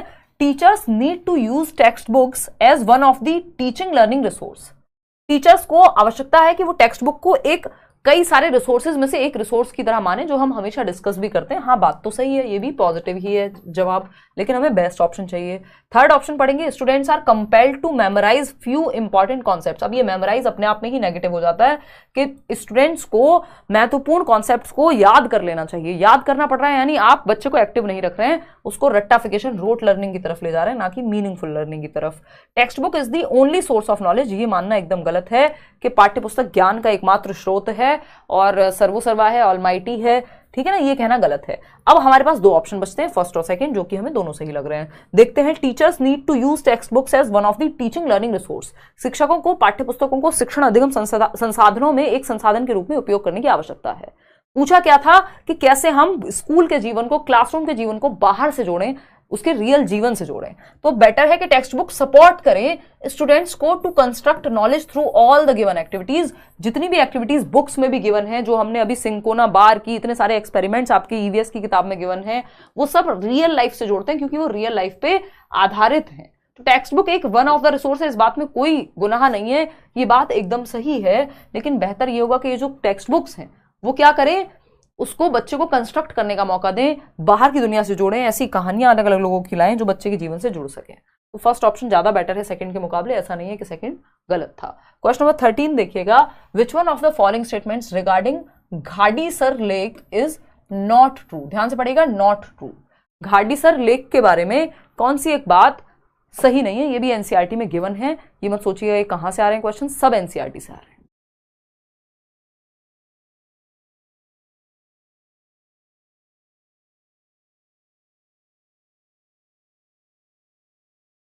फटाफट से जवाब दीजिए, फिर हम बढ़ेंगे आगे। एनसीईआरटी के लिए कहाँ क्लास की हो आप?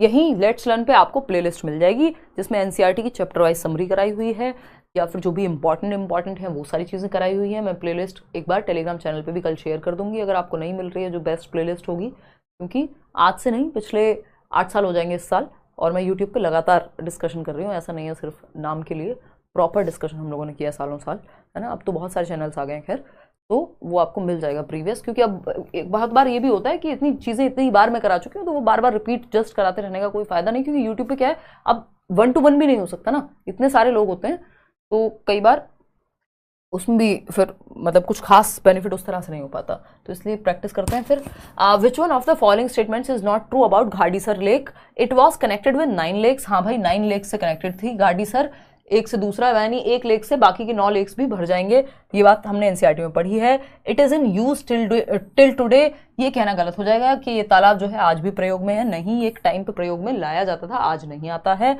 King Gadsi of Jaisalmer got it made, ठीक है। It was built around 650 years ago, 650 साल पहले बनाया गया था, ठीक है, ठीक है ना, उन्हीं के नाम पे ये पढ़ा फिर, लेकिन ये आज भी यूज होती है, ये कहना गलत है, और जो गलत था वही सही है, क्योंकि पूछा ही गलत था। क्वेश्चन नंबर 14 देखिएगा, सीमा की बात हो रही है। Seema an EVS teacher organized a field trip to zoo for her students. Which of the following are the most appropriate objectives of the trip to the जू?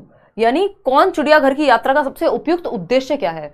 इंपॉर्टेंट ऑब्जेक्टिव चिड़ियाघर ले जाने का, या बच्चे को एक फील्ड ट्रिप पे ले जाने का। फील्ड ट्रिप मतलब फील्ड में कोई कुछ भी हो सकता है, जैसे अक्षरधाम ले जाते हैं, ताजमहल ले जा सकते हैं, किसी और जगह पे कोई हिस्टोरिकल प्लेस हो सकता है, वहां ले जा सकते हैं, या जू ले जा सकते हैं, जिससे बच्चे को एक एक्सपीरियंस मिले देखने का, या अलग अलग रियल लाइफ एक्सपीरियंस उसको मिले, जानवरों के बारे में सिर्फ पढ़े ना, उसको देखने को भी मिले, ठीक। तो कौन सा एक मेन ऑब्जेक्टिव हो सकता है इस फील्ड ट्रिप का, ताकि उसको रियल अनुभव मिल सके? Recall names of animals in the zoo, यानी एनिमल्स का नाम याद रखवाना। देखो, रिकॉल करना कोई बहुत जरूरी काम नहीं है कि बच्चों को याद हो जाए, वो आप वैसे भी उसको फ्लैश कार्ड दिखा दिखा के, जो होते हैं ना छोटे छोटे कार्ड्स होते हैं, बुक्स आती हैं बहुत सारी कलरफुल, वैसे भी याद हो जाएंगे उसको घर बैठे बैठे भी। उसके लिए रिकॉल करने के लिए जरूरी नहीं है कि वो जू में जाए और एक बार वो नया जानवर देख भी ले तो उसको याद ही रह जाए, कोई जरूरी नहीं है, फिर भी चलो देखेंगे। फिर आता है to relate concepts related to animals, यानी जानवरों से संबंधित अवधारणाओं से जोड़ पाए बच्चा। हाँ, ठीक बात है, जो कॉन्सेप्ट उसका एनिमल को लेकर बना है, जब वो देखेगा तो उसको पता लगेगा कि हाँ भाई, हाथी ऐसी ही आवाज निकालता है, या शेर ऐसे ही दहाड़ता है, मैं गया था वहां पे या गई थी वहां पे, तो वो रिलेट कर पाएगा, पॉजिटिव है। टू प्रमोट प्रोसेस स्किल्स, यानी थिंकिंग स्किल्स जो है उसकी, साइंस वाली स्किल्स, चाहे वो ऑब्जर्व करने की हो, यानी देखने की हो, वहां जाके इन्फर करने की हो, निष्कर्ष निकालने की हो, प्रिडिक्ट करने की हो, एक्सप्रेशन की हो, बातचीत करेगा क्योंकि आकर के, ये सारी स्किल्स यूज हो पाएंगी, ये भी सही है। फिर क्या है, assessment of students learning at the जू, यानी बच्चे ने वहां क्या सीखा, इसको भी आप आकलन कर सकते हैं, वहीं के वहीं उससे कुछ पूछ सकते हैं या आकर के पूछ सकते हैं। तो क्या हमारे पास चारों ऑप्शन का ऑप्शन है? नहीं, चारों का नहीं है। रिकॉल भी अगर हम कहें कि भाई चलो नेगेटिव नहीं है, हालांकि ये नेगेटिव हो जाता है, तो हम BC-D के साथ ही जाएंगे, क्योंकि ए का कोई खास वैल्यू यहां पे है नहीं। रिकॉल कराने के 1700 तरीके थे, सिंपल बात। आगे बढ़ेंगे, ऑप्शन 4 हो गया यहां सही। क्वेश्चन नंबर 15 देखिएगा, ये क्या कह रहे हैं, Ravi took some water in a glass, Ravi ने कुछ पानी लिया एक ग्लास के अंदर, he puts a lemon in it. ये क्लासिक क्वेश्चन है, जन्म जन्मांतर से आता रहा है सीटेट के EVS में, अलग अलग सालों से, मतलब कुछ भी नहीं तो 3-4 बार तो ये आ ही गया, और 3 बार तो मिनिमम है, मतलब मैं लिख के दे सकती हूँ 3 बार भी नहीं, इससे ज्यादा ही आया है, क्योंकि ऑनलाइन वाले तो इतने सारे सेट्स थे, उसमें पता नहीं कितनी बार आ गया होगा, है ना। 3 तो मिनिमम है, जो ऑफलाइन में ही आ गया 3 बार, तो ये ठीक है ना। ऑनलाइन को अगर साइड भी कर दें तो ऑनलाइन में भी आया हुआ है, ऐसा नहीं है। बहुत रिपीटेड क्वेश्चन है, और ऐसे ही पूछा जाता है, बस कभी रवि कर देगा, कभी रवीना कर देगा, कभी कुछ कर देगा, यही क्वेश्चन रहता है घूम फिर के। क्योंकि इनको क्या चाहिए, इनको चाहिए डेंसिटी के बारे में आपकी नॉलेज। डेंसिटी को क्या कहते हैं हिंदी में, कुछ तो कहते ही होंगे, घनत्व, ठीक है। रवि टुक, तो डेंसिटी को हम कह देंगे घनत्व। अगर हम बात करें, Ravi took some water in a glass, Ravi ने एक ग्लास में वाटर लिया, उसमें लेमन यानी नींबू डाला, नींबू निचोड़ा, नींबू पानी बन गया, पी गया रवि और फिर सो गया। देन ही, मतलब ऐसा नहीं किया, then he keeps adding a lot of salt into the water, नींबू डाला और सॉल्ट डालते गए डालते गए डालते गए, है ना, रवि को क्योंकि क्वेश्चन बनाना था, ठीक। तो then he keeps adding a lot of salt, बहुत सारा नमक डाला वाटर के अंदर, half a spoon at a time, half spoon डाल दिया यानी आधी चम्मच डाला। After some time he notices that, क्या नोटिस किया रवि ने कुछ देर बाद, लेमन जो कि उसने डाला था उस पानी के अंदर, स्प्लिट्स इन वाटर, नींबू जल में 2 भागों में टूट गया, यानी नींबू एक ग्लास के अंदर 2 टुकड़ों में टूट गया। वो मूवी देखी थी राज, पहले आती थी ना बचपन में, बहुत डरावनी मूवी मानी जाती थी उस समय की, है ना, और बहुत तगड़े गाने थे उसके, आज तक कानों में गूंजते हैं। है ना, नॉस्टैल्जिया होता है सुन करके, इस कदर आप फलाना ढिमकाना पता नहीं क्या क्या तो था, है ना। तो लेमन स्प्लिट्स, तो वहां पे नींबू जो है वो लाल पीला गुलाबी वो सब हो जाता था। तो ये वैसा ही लग रहा है मुझे पढ़ के कि लेमन जो है वो स्प्लिट हो गया वाटर में, है ना, नींबू जल में 2 भागों में टूट गया, अब तो जरूर साया है किसी का। ये बकवास में नहीं पढ़ना है ना, ये सीधा साइंटिफिक कॉन्सेप्ट है, इधर उधर की बातें नहीं करनी है। आशुतोष राणा एग्जैक्टली, है ना। और ऐसे डर डर के बचपन में देखते थे, थोड़ा रजाई रख लो जब थोड़ा मुश्किल सा सीन आए, फिर बताओ हम तो देखो कितनी डर वाली मूवीज देख लेते हैं। और आज मेरे को कोई दिखाए मैं चाह के भी ना देखूं, मतलब मेरे को इतना क्रैप लगता है। मतलब सबकी अपनी पर्सनल चॉइस होती है, ऐसा नहीं है, देख भी सकते हो, बट वो स्त्री टाइप की मूवी देख सकते हो जिसमें एटलीस्ट कॉमेडी ही हो, नहीं तो वो बिना मतलब डराने का माहौल बना के रखते हैं जबरदस्ती, इतनी नेगेटिविटी भर देते हैं। तो मैं वो जो डर वाली मूवीज होती हैं, एनाबेल देखी थी मैंने एक बार, मेरे को याद है, और मैं कॉन्शियसली नहीं देखती हूँ, मतलब मेरे को कोई किक ही नहीं मिलती उसमें। तो स्त्री के अपने आप में सटायर है, तो वो सोशल प्रॉब्लम्स भी दिखाई हुई हैं उसमें, मजा आता है देखने में। अदरवाइज ज्यादातर, ये मेरा पर्सनल ओपिनियन है, ज्यादातर जो डर वाली फियर वाली जो मूवीज होती हैं, हॉरर मूवीज जिनको हम कहते हैं, वो एकदम सेंसलेस, लॉजिक तो पता नहीं कहाँ खिड़की से बाहर फेंक दिया होता है उन्होंने, है ना। तो वैसा सा हो जाता है। तो वैसा ही यहाँ हुआ है कि जल में जो नींबू है 2 भागों में टूट गया, क्योंकि ये एक हॉरर मूवी थी और ये चल रही थी, है ना। पहले सबको शौक होता है, मेरा भाई है उसको शौक है अभी, तो कॉलेज में हमें याद है एक मूवी आई थी 3 AM, हम गए थे देखने, अब बहुत खतरनाक लग रही थी, हालांकि वो थी नहीं उतनी, lemon splits in water, but movie theatre में तो लगती भी है। ठीक, चलो हमने दुनिया भर की बातें, मेरी भड़ास निकल गई। लेमन स्प्लिट्स इन वाटर, भैया नहीं होगा, नींबू जल में 2 भागों में नहीं टूटेगा, मूवी नहीं चल रही है, ठीक, जीवन है। Lemon remains midway in glass of water, नींबू गिलास के बीचों बीच चला गया, मतलब बीच में अटक गया कहीं जाकर के। हमें भी बहुत पसंद है हॉरर। हाँ अंजलि, मतलब कुछ लोगों को होती है, वो बचपन में आप बीती आता था, मैंने इतना देख लिया ना बचपन में। तो जो मेरी मामी जी हैं, मतलब मैं तो मम्मी बोलती हूँ, इतने सालों से हम साथ थे, तो वहां मैं बचपन में उनके साथ देखती थी, उनको शौक था, मैं भी देखती थी आराम से। और वो जो उसकी टोन थी, जिनको पता है उनको पता है, बस ये नॉस्टैल्जिक चीजें हैं आज की डेट में, ये इतना बहुत सारे लोगों को नहीं पता होगा, जो बिल्कुल जेनजी टाइप के लर्नर्स हैं हमारे, नए नए, जो अभी एडमिशन लिया होगा जिन्होंने, है ना। वो आप बीती आता था तो वो खतरनाक होता था, मतलब उसका टोन आज भी मेरे को याद है, वो अंदर से डर लगता है आपको, ठीक है ना। खैर क्या ही कर सकते हैं अब। वो समय था जब आप वो डीडी नेशनल वेशनल पे देखते थे चीजें, और ऐसे वो एंटीना घुमा घुमा के जो है चलता था। केबल तो गांव में बहुत दिन बाद आया था। कोई कह रहा है आप सीडीपी टीचर हो इसलिए मैम, हाँ मतलब अब सेंस नहीं बनाती। हाँ मैम मैंने भी देखा था, चलिए बहुत बढ़िया। आ जाओ फिर, lemon remains midway in glass of water, बीच में अटक जाएगा कहीं, ये फिर से राज मूवी जैसी बात कर रहा है। लेमन सिंक्स इन वाटर, डूब जाएगा, या फिर लेमन फ्लोट्स इन वाटर। तो साइंस के हिसाब से यही बात सही है कि नींबू जल में तैरने लगेगा। और ये कॉन्सेप्ट आपको और ज्यादा पढ़ना हो तो आप आशु सर के पास चले जाइए, अच्छा पढ़ा देंगे आपको, है ना। तो लेमन फ्लोट्स इन वाटर क्या है, तैरने लग जाएगा। क्यों? बिकॉज ऑफ डेंसिटी, जो घनत्व है वो बढ़ गया है, किसकी वजह से, वो जो नमक डाला गया था पानी के अंदर उसकी वजह से। वो जो डेड सी का कॉन्सेप्ट है ना, एक क्वेश्चन आता है कि आपके एनसीईआरटी में भी है कि डेड सी है, एक मृत सागर बोलते हैं जिसको हम, तो उसमें लोग डूबते नहीं है, क्यों? क्योंकि उसकी डेंसिटी बहुत ज्यादा है। You are getting the point. तो डेंसिटी ज्यादा होने की वजह से चीजें डूब नहीं पाती पानी के अंदर, सिंपल बात है। बहुत बढ़िया। तो अगली बार अगर मम्मी कहें कि बेटा चुल्लू भर पानी ले आओ, तो उसमें नमक डाल देना और फिर कहना मम्मी कुछ होने वाला नहीं है, इसलिए नहीं जा रहे हैं इसके अंदर, क्योंकि डेंसिटी बढ़ चुकी है। समझ रहे हो ना बात को? तो यार साइलेंट कर लो उसे। तो ये एक बात हुई, और आज के लिए अब इतना ही मजाक करेंगे, आगे बढ़ जाते हैं साइदा।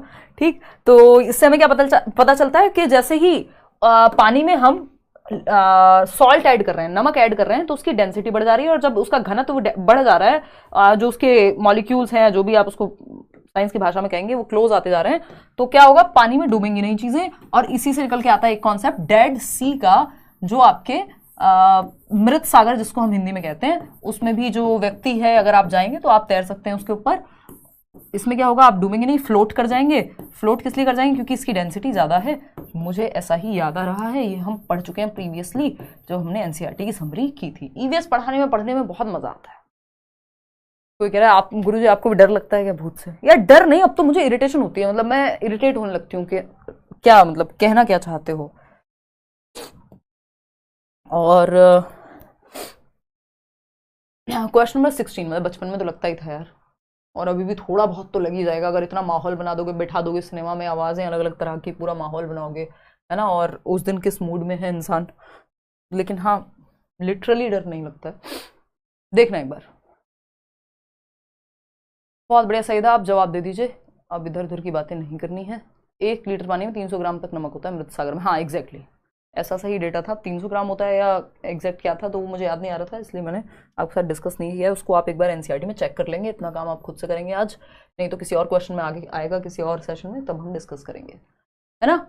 अगर हम देखें यहाँ पर आ जाते हैं क्वेश्चन नंबर 16 पर। A chapter in EVS textbook of NCERT describes Vahida prism. Vahida prism पे पूरी एक कहानी है, एनसीईआरटी में एक कॉलम दिया हुआ है। And her experience in the navy as a doctor. Waheeda Prism एक महिला है जो नेवी में एक डॉक्टर रही, और वो हैं मतलब अभी भी। What are the, but doctor रही मतलब रिटायर हो गई होंगी ना अब तो। What are the reasons for including this chapter. इस चैप्टर को इंक्लूड क्यों किया गया है कि वहीदा प्रिज्म नेवी में, नौसेना में एक डॉक्टर रही, इसके बारे में बताइए क्या विचार होगा। हर एक्सपीरियंस चैलेंजेस जेंडर स्टीरियोटाइप्स। जो उनका अनुभव है वो लैंगिक रूढ़िवादियों के खिलाफ जाता है, उनको चैलेंज करती है उनकी स्टोरी। अगर कोई ये कहे कि महिलाएं कुछ नहीं कर सकती या वो तो साइंस में कमजोर होती हैं, मैथ्स में कमजोर होती हैं, तो आप सिंपली कहेंगे कि वहीदा प्रिज्म तो इतने साल पहले क्या कर रही थी, नेवी में सर्व कर रही थी एज अ डॉक्टर। जैसे इसको आप प्लीज पॉलिटिक्स से या किसी पार्टी से मत जोड़िएगा, बट रियल लाइफ एग्जाम्पल है। और मैंने ये कहते हुए सुना है अपने आसपास के लोगों को। एक दिन किसी महिला को कोई कुछ कह रहा था, और मतलब नॉर्मली ही, और वो पहली बार शायद एक छोटे शहर से बाहर निकली थी, और मेरी एक फ्रेंड की मदर थी, और उनको किसी ने कहा कि भाई तुम्हें डर तो नहीं लगेगा, ये प्लेटफॉर्म चेंज कर लोगे ट्रेन वाला। मैं कॉलेज में थी, मुझे याद है, तो मैं उससे मिलने गई थी, यहीं दिल्ली वो लोग आए थे। तो उन्होंने कहा कि यार कि मतलब इंदिरा गांधी ने तो देश चला दिया था, आपको क्या लग रहा है हम प्लेटफॉर्म नहीं चेंज कर पाएंगे। तो ये क्या हुआ, ये जो स्टोरी है कि हमारी जो प्राइम मिनिस्टर रह चुके हैं और उनकी जो उस तरह की इमेज है, एक फीमेल, एक लेडी प्राइम मिनिस्टर रह चुके हैं, जो शायद अमेरिका अभी तक नहीं कर पाया या नहीं हुई है वहां पे उस तरह से चीजें, वो क्या दर्शाती है कि हम कहीं ना कहीं जेंडर स्टीरियोटाइप को चैलेंज कर रहे हैं इन स्टोरीज के माध्यम से, है ना। कि हमारे पास कल्पना चावला का जब हम एग्जाम्पल ले रहे हैं, या हम अगर बात कर रहे हैं यहाँ पे वहीदा प्रिज्म की, या हम कर्नम मल्लेश्वरी की बात कर रहे हैं, तो विमेन को या महिलाओं को ऐसे रोल में हम डाल करके दिखा रहे हैं जो कन्वेंशनल नहीं है, जो पारंपरिक नहीं है, जो स्टीरियोटाइप को प्रमोट नहीं करते हैं कि घर में खाना बनाएगी महिला सिर्फ, है ना। वो इतने सारे रोल्स में अलग अलग चीजें कर सकती हैं। वो एस्ट्रोनॉट भी हो सकती हैं, वो वेट लिफ्टर भी हो सकती हैं, वो बॉक्सर भी हो सकते हैं। अगर हम बात करें किसकी, कौन सी मूवी थी यार, वो आई भी थी, और इधर नॉर्थ ईस्ट से है ना वो बॉक्सर, है राहुल, नाम बताओ। अरे प्रियंका चोपड़ा ने एक्ट किया था, मेरे को याद है, मैं कॉलेज में शायद देखने भी गई थी वो मूवी। हाँ, बशेंद्री पाल इसमें एग्जाम्पल है, बहुत अच्छा पर्वतारोही रही है। ऐसी एनसीईआरटी में बहुत सारी कहानियां। मैरी कॉम एग्जैक्टली, मीराबाई चानू इसमें एग्जाम्पल है। बिल्कुल बिल्कुल, बहुत बढ़िया, सबने लिख दिया है मैरी कॉम। चलिए, तो अगर हम बात करें तो ये सब चीजें क्या है, महिलाओं को ऐसे रोल में देखना क्या कर पाता है, जेंडर स्टीरियोटाइप को चैलेंज कर पाता है कि बाकी महिलाओं को जिनको मौका नहीं मिल रहा है या किसी वजह से कम आंका जा रहा है, स्टीरियोटाइप किया जा रहा है, वो भी बाहर निकल करके आ सके। Her story gives a peep into the life of a medical officer in the armed forces. तो उनकी कहानी जो है वो आर्म्ड फोर्सेस में या सशस्त्र बलों में एक चिकित्सा अधिकारी का जीवन कैसा होता है ये भी बताती है। बिल्कुल सही बात है। Understanding that prism reflect 7 colours. अब ये वो फालतू बात हो गई कि जो साइंस में नहीं होता, वो प्रिज्म से रिफ्लेक्ट करती हैं, 7 कलर्स जो है उसमें निकल करके आते हैं। तो प्रिज्म भाई उनका सरनेम है, इससे साइंस के किसी कॉन्सेप्ट का कोई लेना देना नहीं है। ये बेकार की बात है, आपको भटकाया जा रहा है ना, और हमें परेशान किया गया है। वो मीम है ना बिहार के सोनू का, अंडरस्टैंडिंग द, तो ये आपको डिस्ट्रैक्ट करने के लिए है। अगर हम बात करें डी ऑप्शन की, understanding the difficulties faced by her and her ways of tackling them, यानी उनको किन किन समस्याओं का, कठिनाइयों का सामना करना पड़ा और कैसे उन्होंने टैकल किया। तो ए, बी और डी सही है, सी गलत है यहाँ पे। तो ए, बी, डी का कहीं ऑप्शन दिख रहा है आपको दुनिया के किसी कोने में? A, B, C, B, D, A, yes, second option is the right answer over here. Option को थोड़ा घुमा के दिया गया है, बट सही है उत्तर। चलिए खैर, हम बढ़ेंगे आगे क्वेश्चन नंबर 17 पर। क्या कहता है क्वेश्चन नंबर 17, फटाफट से देखेंगे। Which of the following strategies promotes inquiry while teaching the theme food. Food के बारे में पढ़ा रहे हैं, कौन सी रणनीति है जो पूछताछ को या इंक्वायरी को बढ़ावा देगी? पहला ऑप्शन है asking students to find out food preferences of their family members. तो इससे क्या होगा, वो पूछताछ करेंगे क्योंकि उन्हें अपने फैमिली मेंबर्स का फेवरेट खाना पता लगाना है। बात तो ठीक है। इसमें बच्चा इंक्वायरी करेगा, पूछताछ करेगा घर पे जाके, ठीक है। Showing pictures of various preserved food items used in different regions of India, Bharat के विभिन्न क्षेत्रों में जो उपयोग किए जाने वाले विभिन्न खाद्य पदार्थ हैं उनके चित्र और उनको प्रिजर्व करके अगर रखा गया है केमिकल के थ्रू या जैसे भी, तो उसको दिखाना। बट इससे इंक्वायरी प्रमोट नहीं हो रही है, पूछताछ प्रमोट नहीं हो रही है, क्वेश्चन आंसर प्रमोट नहीं हो रहा है। Asking students to collect pictures of various food items, तो कलेक्ट करने में भी बहुत ज्यादा इंक्वायरी नहीं है, उतना एक्टिव बच्चा नहीं है जितना एक्टिव यहां है जब वो डायरेक्टली फैमिली मेंबर्स से पूछेगा। सिंपल बात। Demonstrating fireless cooking of sandwiches, shikanji, lemon water etcetera, तो इससे भी जो फूड है ये मतलब लिमिटेड चीजें हमने डिमॉन्स्ट्रेट किया, उसको क्वेश्चनिंग की स्किल यानी इंक्वायरी, जब वो पूछे जाकर के पूछताछ करे, उस चीज को सबसे ज्यादा बढ़ावा जब मिलेगा जब वो अपनी दादी से, दादा से, नानी से, नाना से, जो भी घर में या आसपास पड़ोसी भी हैं अगर, उनसे उनका फेवरेट खाना पूछेगा और वो कैसे बनाया जाता है ऑल, तो वो बातचीत करेगा, सबसे ज्यादा एक्टिव फर्स्ट ऑप्शन में होगा बजाय कि किसी फोटो दिखाने के। क्वेश्चन नंबर 18 देखिएगा और बताइएगा क्या जवाब सही होगा। स्टेटमेंट ए कहता है bora is a common variety of rice used in Assam, तो बोरा राइस कहां पे होते हैं? असम में होते हैं, ये बात हमें पता होनी चाहिए, पहले भी पूछा जा चुका है। स्टेटमेंट बी क्या है? Paddy grows well in clay soil and requires a lot of water, तो जो धान की खेती होती है या जो पैडी क्रॉप है जिसको पानी ज्यादा चाहिए वो एक तो चिकनी मिट्टी यानी क्ले सॉइल में होती है और प्रचुर मात्रा में पानी चाहिए होता है, ये हम सबको पता ही है कि जो धान है या फिर गन्ना है इन सारी फसलों को पानी ज्यादा चाहिए होता है, तो ये भी ठीक है। और बोरा राइस जो है असम में मिलती है, ये जो राइस की एक कॉमन वेराइटी है, तो दोनों ही बातें सही हैं, हमें कोई दिक्कत कहीं भी नहीं लग रही है। A and B are true, जो कि थर्ड ऑप्शन में गिवन है। 76% लोग सही जवाब दे भी रहे हैं। आगे बढ़ेंगे क्वेश्चन नंबर 19, थोड़ा सा लेंदी क्वेश्चन, अगेन मुश्किल, मतलब बड़े से क्वेश्चन दिए हुए, मुश्किल तो क्या कहें। रहा बचा ये जो ऑप्शन का कॉम्बिनेशन है ये सर में दर्द कर देता है आपके। Alex an EVS teacher, Alex है एक ईवीएस टीचर, कक्षा 3 के ईवीएस टीचर हैं। While introducing the theme work we do helps his students to cut colourful strips of paper and weave the strips to make a mat, यानी एक चटाई बनाने में अलग अलग स्ट्रिप्स जो अलग अलग पट्टियां काटी हैं बच्चों की, उसको वीव करके बुनाई करके और एक चटाई बनाने की कोशिश कर रहा है बच्चा। The edges are glued together to make a beautiful mat, which of the following objectives should Alex help his students focus, कौन से उद्देश्य हैं जो चटाई बनाते हुए बच्चे सीख पा रहे हैं यहाँ पे। Learning about colours, patterns and developing an aesthetic sense, एक एस्थेटिक सेंस, एक सौंदर्यात्मक समझ कि वो तरीके से उसको अटैच कर पा रहे हैं या ग्लू कर पा रहे हैं प्रॉपर ताकि वो नीट लगे।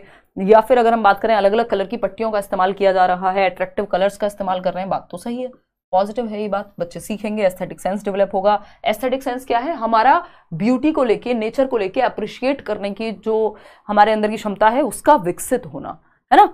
कई लोग होते हैं वो उनका एस्थेटिक सेंस इतना खतरनाक होता है कि वो कुछ भी ऐसा चूज कर लेते हैं। कई लोगों को रणवीर सिंह याद आ रहे होंगे इसमें, बट उनकी कहानी अलग है, उनको रहने देते हैं, है ना, कि वो कुछ ऐसा लेकर के आएंगे जो उनको लग रहा है ये सबसे ज्यादा एस्थेटिक सेंस उनका एकदम टॉप पे उन्होंने यूज किया है, बट वो बाकी लोगों को विचित्र लग सकते हैं, तो वो एस्थेटिक सेंस बच्चे का विकसित होगा एक तो।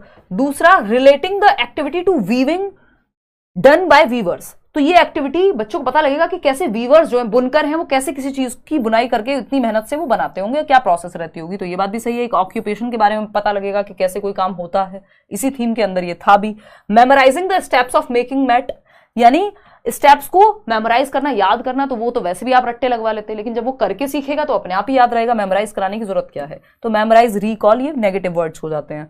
Choosing papers of attractive colours and learning cutting of strips perfectly, ये बात भी सही है, आकर्षक रंगों के पेपर को चुनना और स्ट्रिप को प्रॉपर तरीके से कट करना, उसमें भी उसकी स्किल डेवलप होगी। तो सी को हटा दें तो बाकी सब सही है। ए बी डी नाम का कोई ऑप्शन हो तो आप थर्ड ऑप्शन के साथ जा सकते हैं, जो कि 78% लोग जो है सही जवाब दे रहे हैं। क्वेश्चन नंबर 20 पे आते हैं और समझते हैं कहानी क्या है, बताइएगा एक बार। मैम आप बहुत अच्छा पढ़ाते हैं, अक्सा पढ़ाते हैं, AXA, ठीक है जी, आपसे पढ़ के दिल गार्डन हो जाता है। बहुत मूवी देख लिए हैं प्रियंका, पढ़ लीजिए, पेपर में क्या आएगा, सवाल आएगा, रोने मत लग जाइएगा वहाँ, मजाक कर रही हूँ, ठीक है, धन्यवाद। क्वेश्चन नंबर 20 देखिएगा, which one of the following statements regarding Al-Biruni, Al-Biruni पे भी पता नहीं कितनी बार क्वेश्चन आ गया, NCERT में गिवन है, इज नॉट ट्रू, क्या सही नहीं है अल-ब्रूनी के बारे में, चूज द करेक्ट आंसर। अल-ब्रूनी के बारे में क्या सही नहीं है, सिंपल बात। He did not write anything about ponds in India, उसने भारत के उस समय के तालाबों के बारे में कुछ नहीं लिखा। फिर क्या आया था, मूंगफली छीलने थोड़ी ना आए थे अलब्रूनी जो है उज्बेकिस्तान से। वो यहाँ पे उन्होंने बहुत कुछ लिखा यहाँ के आर्किटेक्चर के बारे में, तालाब के बारे में कि कितनी एडवांस टेक्निक या किस तरह से लोग यहाँ पे बनाते थे तालाब वगैरह को, या आर्किटेक्चर हमारा कैसा था। जो जितने भी तालाब थे या घाटीसर वगैरह की भी हम बात करें तो इन पे उन्होंने लिखा है, ऐसा नहीं है कि उन्होंने कुछ नहीं लिखा। मूंगफली थोड़ी छील रहे थे यहाँ के, इसलिए थोड़ी ना हम आज भी उनको पढ़ रहे हैं। अगर कुछ नहीं लिखा होता तो क्यों हम पढ़ रहे होते। तो ये गलत है बात, लेकिन फिर भी हमें बाकी के 3 ऑप्शन भी चेक करने पड़ेंगे, क्या पता कोई इससे भी गलत मिल जाए। He has praised the making of ponds in India. हाँ, उन्होंने प्रेज किया, प्रशंसा की कि भाई भारत में तो तालाब की टेक्निक क्या है, बहुत ही बढ़िया है ना। The place that Al-Biruni came from is now called Uzbekistan. हाँ, उज्बेकिस्तान कहते हैं आज हम। More than 1000 years ago he came to India. बिल्कुल सही बात है। तो पहली ही बात गलत है, और जो गलत है वही सही है क्योंकि पूछा ही गलत है। First option is the only right answer over here. अगर हम अलब्रूनी की बात करें तो ये एक स्टैंप है जो कब से मिलती है हमें, देखो लिखा हुआ है इसमें, this stamp came out in 1973, 1973 में जब ये स्टैंप, जो स्टैंप आप देख रहे हैं ये आई सामने, ये स्टैम्प बेसिकली अगर हम देखें यहाँ पे तो 1000 years आफ्टर हिज बर्थ, उनके जन्म के 1000 साल बाद बाहर आई है। और उन्होंने कैसे क्या किया कि पीपल जो इंडिया में है वेरी स्किल्ड है at making ponds, my countryman would be surprise to see them, they pile up huge rocks and join them with iron rods to build chabutras, जिसको हम रेज्ड प्लेटफॉर्म कहते हैं। तो खूब सारी तारीफ यहाँ के आर्किटेक्चर की इन्होंने की थी अलब्रूनी ने। सिंपल बात। आगे बढ़ते हैं क्वेश्चन नंबर 21 पे, देखिएगा और समझते हैं। और अगर हम देखें क्वेश्चन नंबर 21 में, which one of the following regarding johad is correct. Johad कह लीजिए इसको, पोखर कह लीजिए, इसके बारे में कौन सी एक बात सही है। जोहड़ से संबंधित निम्नलिखित में से कौन सा एक कथन सही है, फटाफट से बताइए। जोहड़ के बारे में कौन सा एक कथन सही है।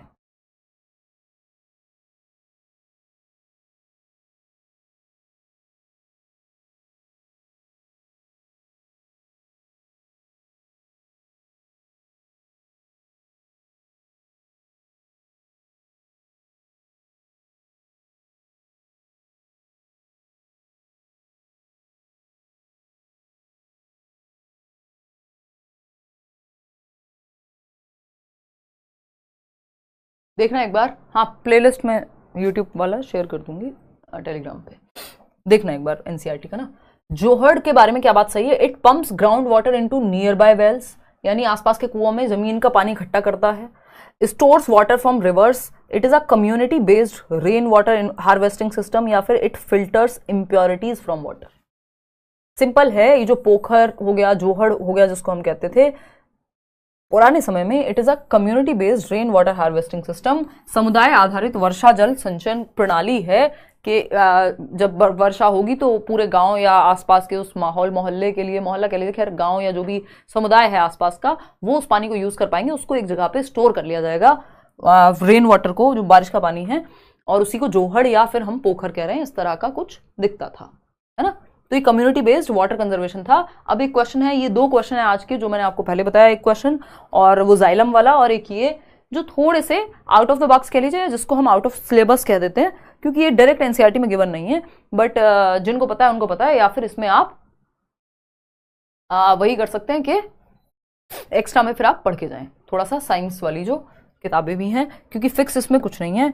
अगर हम बात करें यहाँ पर, what is the mass of an object with a density of 12 ग्राम पर ml and a volume of 3 ml, तो हमें क्या दिया हुआ है, डेंसिटी दी हुई है, डेंसिटी दी हुई है, कितनी है डेंसिटी, 12 ग्राम पर ml की, ठीक है। वॉल्यूम क्या है भाई, वॉल्यूम है यहाँ पे, वॉल्यूम है 3 ml का। हमको क्या चाहिए, मास चाहिए, मास वो और कुछ नहीं है, या तो हमें फॉर्मूला पता होगा या नहीं पता होगा, है ना। सिंपल है, मतलब जिन्होंने साइंस पढ़ी उनको याद होगा, मुझे भी ये देखना ही पड़ा था अभी, क्योंकि इतना ज़माना हो गया और अलग से साइंस पढ़ी नहीं थी। तो मास का फॉर्मूला यूज करना पड़ेगा कि डेंसिटी अपॉन वॉल्यूम होता है। Read the given statements carefully, तो ऐसे 1-2 क्वेश्चन का रिस्क रहेगा, या तो आप दुनिया भर का सब कुछ पढ़ जाएं, या 1-2 क्वेश्चन को थोड़ा कॉमन सेंस से यूज करें, या फिर मतलब वही अक्कड़ बक्कड़ भी करना पड़ सकता है इसमें। अब ये मतलब बहुत अच्छा तरीका नहीं, मैं सजेस्ट नहीं करती कि अक्कड़ बक्कड़ करें, बट क्या ही करेंगे फिर अगर 1-2 क्वेश्चन आउट ऑफ सिलेबस दिखेंगे आपको तो, क्योंकि ये जरूरी नहीं ना कि रिपीट ही हो क्वेश्चंस। दिए गए कथनों को ध्यानपूर्वक पढ़ें और सही विकल्प चुनें। असर्शन क्या है, कथन क्या है भाई, we can cook food easily at sea level as compare to higher altitudes, यानी हम अधिक ऊंचाई की तुलना में समुद्र तल पर आसानी से खाना पका सकते हैं। यानी आप गोवा गए हैं तो वहां आसानी से आप खाना पका लेंगे, लेकिन हाई ऑल्टीट्यूड की बात करूं मैं, लद्दाख अगर आप गए हुए हैं तो उसके मुकाबले आप गोवा में आसानी से खाना पका लेंगे। यानी सी लेवल पे अगर हम रहते हैं, यार मतलब नॉर्मली भी अगर हम, जरूरी नहीं है हम इसमें यही लाएं, लेकिन हायर ऑल्टीट्यूड मतलब जहां पे भी आप नॉर्थ के तरफ जा रहे हैं कंट्री, मतलब और ऊपर जा रहे हैं, ऑल्टीट्यूड जहां ज्यादा है। तो ये बात सही है कि गलत है? ये बात सही है। At high altitudes boiling point of water increases, यानी जैसे ही हम अधिक ऊंचाई पर जाते हैं, आप कहाँ गए, आप गए मनाली, या फिर आप गए लद्दाख, या फिर आप गए जम्मू एंड कश्मीर, तो बॉइलिंग पॉइंट ऑफ वाटर जो है, जो हम कहते हैं भाई कितना होता है boiling point of water, 100 degree Celsius और कुछ तो होता था, है ना। तो अगर हम बात करें तो वो बॉइलिंग पॉइंट ऑफ वाटर जो है वो डिक्रीज हो जाता है अगर हम हाई ऑल्टीट्यूड पे जाएंगे। यानी दिल्ली में जिस मान लीजिए 100 डिग्री सेल्सियस पे पानी उबल रहा है, तो हो सकता है कि वहां और कम पे भी उबल जाए, मतलब जो डिक्रीज हो जाएगा जो बॉइलिंग पॉइंट ऑफ वाटर है, अगर हम लद्दाख चले जाएं, क्योंकि वहां ऑल्टीट्यूड बहुत ज्यादा है तो मुश्किल हो जाएगी खाना पकाने में। तो ये इन्होंने उल्टा कह दिया, जबकि हायर ऑल्टीट्यूड पे डिक्रीज होगा जो बॉइलिंग पॉइंट है। तो R is wrong, A is right. A is true but R is false. चलिए खैर आगे बढ़ते हैं नेक्स्ट क्वेश्चन पे। नेक्स्ट इज दी, बस आपने तो रट्टे लगा रखे कि ए और आर दोनों सही हैं, दोनों सही हैं, जवाब यही देते हो चाहे क्वेश्चन कोई हो। क्वेश्चन नंबर 24 देखो, it has been observed by bird watchers that there is a peculiar species of birds. The male bird make their own nests and the female bird looks at all the nests and selects the one she likes the best and decides in which nest to lay her eggs. The name of the bird is. पक्षियों का अध्ययन करने वालों ने ये प्रेक्षण किया है कि पक्षियों की एक विशेष प्रजाति होती है, जिस प्रजाति में जो नर पक्षी है अपने अपने घोंसले बनाते हैं। मादा पक्षी उन सभी घोंसलों को देखती है, उनमें से जो सबसे अच्छा लगता है उन्हें घोंसला, उसमें जाकर के अंडे देती है। बताइए, अब इसके बारे में बिल्कुल सही आप लोग जवाब दे रहे हैं, ये वीवर बर्ड है ना। ये वहां आप देख भी सकते हैं ये क्या है, वीवर बर्ड है। तो टाइप्स ऑफ बर्ड्स भी कई बार पढ़ना इसलिए जरूरी हो जाता है। क्वेश्चन नंबर 25 देखना एक बार, क्या है क्वेश्चन नंबर 25। ये कहता है असर्शन और रीजन। क्या है assertion? The theme family and friends is a major theme in EVS and plants and animals are presented as a sub theme of family and friends. ठीक बात है भाई, sub theme of family and friends में plants animals आ जाएंगे, बिल्कुल ठीक है। रीजन क्या है? The interdependence of human beings and other forms of life is highlighted through the themes. भाई जो ह्यूमन बींग्स है और उनसे जुड़े हुए जो अन्य जीव हैं, चाहे वो आपके प्लांट्स हों, चाहे वो आपके एनिमल्स हों, ये सब इंटरडिपेंडेंट हैं, हम एक दूसरे पे निर्भर करते हैं। ठीक है ना। कोई कह रहा आजकल ये काम लड़की के पापा करते हैं। अच्छा, बहुत बढ़िया। इधर उधर की बातें करा लो बस आप लोगों से, सब तो नहीं खैर। तो A is true, R be true, दोनों ही ठीक है, स्टेटमेंट भी सही है, असर्शन भी ठीक है। तो both the assertion and reason is the correct explanation of the assertion. हाँ ठीक है, इसमें कोई भी दिक्कत नहीं है, ये तो बेसिक का ही जवाब था कि भाई सब इंटरडिपेंडेंट हैं थीम्स, और इसके अंदर ये थीम आता है। ठीक है। क्वेश्चन नंबर 26 देखना, students conduct a survey. Students ने एक सर्वे किया, पूछा 4 लोगों से जाकर के उनके घर पे एंड नेबरहुड के आसपास, find out the number of members and approximate amount of water used in each family. कि मान लीजिए वो अपने आस पड़ोस में गए या स्कूल के आसपास गए सर्वे करने, जैसे जनगणना होती है मान लीजिए, सर्वे में मतलब आप पब्लिक से इंटरेक्ट करेंगे और डेटा कलेक्ट करेंगे कि भैया आपके घर में मेंबर्स कितने हैं, आपके घर में कितने बाल्टी पानी यूज होता है, कितनी गाड़ियां हैं, कितना एसी, व्हाटएवर। तो इस तरह का एक सर्वे किया जिसमें पानी की मात्रा कितनी यूज हो रही है, कितने मेंबर्स हैं किसी घर में, ये पता किया किसने, बच्चों ने जाकर के सर्वे के अंदर। What skills and processes are developed through this activity? एक तो देखो भाई क्वेश्चनिंग की स्किल आएगी बच्चे में 100%। बिना क्वेश्चनिंग के कैसे सर्वे करोगे? तो जहां क्वेश्चनिंग नहीं है उसको तो हटा दो। क्वेश्चनिंग और क्या होगा भाई? एक्सपेरिमेंटेशन। एक्सपेरिमेंट थोड़ी खुद से थोड़ी पानी बना रहे हैं, वो जमीन से खोद रहे हैं जाकर के, नहीं, वो तो पूछ रहे हैं, क्वेश्चन है, एक्सप्रेशन है उनका, है ना, इन्फर कर रहे हैं, निष्कर्ष निकाल रहे हैं फिर कि कहाँ पे कितना पानी यूज हो रहा है किस एरिया में, या जनरली एक परिवार में कितना पानी यूज हो जाता है जब एक मेंबर इतना करता है। तो ये हुआ आपका 4th ऑप्शन, जो कि बाकियों से सेंसिबल है। क्वेश्चन नंबर 27 देखिएगा, इस तरह का एक क्वेश्चन आपका हर बार आता रहा है कि कोई एक स्टेट दे देंगे और पूछेंगे इसका नेबरिंग स्टेट बता दो, इसके आसपास का स्टेट हमें फटाफट से बताओ। तो the territorial state of Haryana are. तो स्टेट्स आपको बताने, टेरिटोरियल यानी हरियाणा के सीमांतवर्ती राज्य जो सीमा शेयर करते हैं। अगेन वो सचिन सीमा वाली सीमा नहीं, बहुत चल गया था इंटरनेट पे, है ना, सीमा सुन के हमें वही याद आता है। हम बात कर रहे हैं टेरिटरी की, या फिर हम बात कर रहे हैं किस चीज की, जो बॉर्डर्स हैं एक तरह से एक स्टेट से दूसरे स्टेट का, जो टेरिटरी है बेसिकली उसकी बात चल रही है यहाँ पे, है ना, बॉर्डर भी क्या कहें। तो बताना एक बार फटाफट से। हरियाणा की बात हो रही है, तो हरियाणा हिमाचल प्रदेश पंजाब बिहार, या फिर बिहार पंजाब उत्तर प्रदेश, हिमाचल प्रदेश राजस्थान उत्तर प्रदेश, उत्तर प्रदेश उत्तराखंड, कुछ ज्यादा नहीं हो गया, हरियाणा कहीं भी फैल जाएगा, है, मध्य प्रदेश बिहार, है, देखना एक बार ये अगेन। तो हिमाचल प्रदेश राजस्थान उत्तर प्रदेश, सेकंड ऑप्शन जो है सही है कि जो हरियाणा के क्या कहें इसको, नेबरिंग स्टेट्स हैं। अब हरियाणा आप देख लो, आपको दिख जाएगा ये रहा मैप में, यहाँ थोड़ा और इसको जूम कर देते हैं, फिर आप कहोगे हमें ठीक से नहीं दिखाया था, हमारी क्या गलती है, आपने गलत दिखाया था। देखना हरियाणा यहाँ है, बिल्कुल बगल में क्या है, अगर हम देखें यहाँ, मतलब जो नेबरिंग स्टेट है एकदम, वो है राजस्थान, ठीक। फिर क्या आता है आपका इधर, अगर हम देखें तो उत्तराखंड है, हाँ ठीक, नहीं उत्तराखंड नहीं है भाई, उत्तर प्रदेश है ना, क्या है, उत्तर प्रदेश है, उत्तराखंड तो बाद में आएगा, तो उत्तर प्रदेश हो गया। फिर और क्या होगा, अगर हम यहाँ देखें तो आपका पंजाब है, ठीक है, यही हमसे पूछा था सिंपल, राजस्थान उत्तर प्रदेश और पंजाब, यही जवाब हमने अभी दिया है, ठीक है जी। चलिए खैर आगे बढ़ते हैं। नेक्स्ट क्वेश्चन क्या है, सेकंड लास्ट क्वेश्चन है आज के लिए, 2 सवाल और हैं, फिर आप अपने घर और हम अपने, हालांकि हम अपने अपने घर ही हैं, बट मुझे लिटरली अपने घर जाना है, शौर्य का बर्थडे है, पार्टी करेंगे। हालांकि मुझे नींद आ रही है, मैं रात को 12:30 बजे से उठी हुई हूँ और अभी क्या है 9 बज चुके हैं। देखना एक बार फटाफट से, देखना एक बार,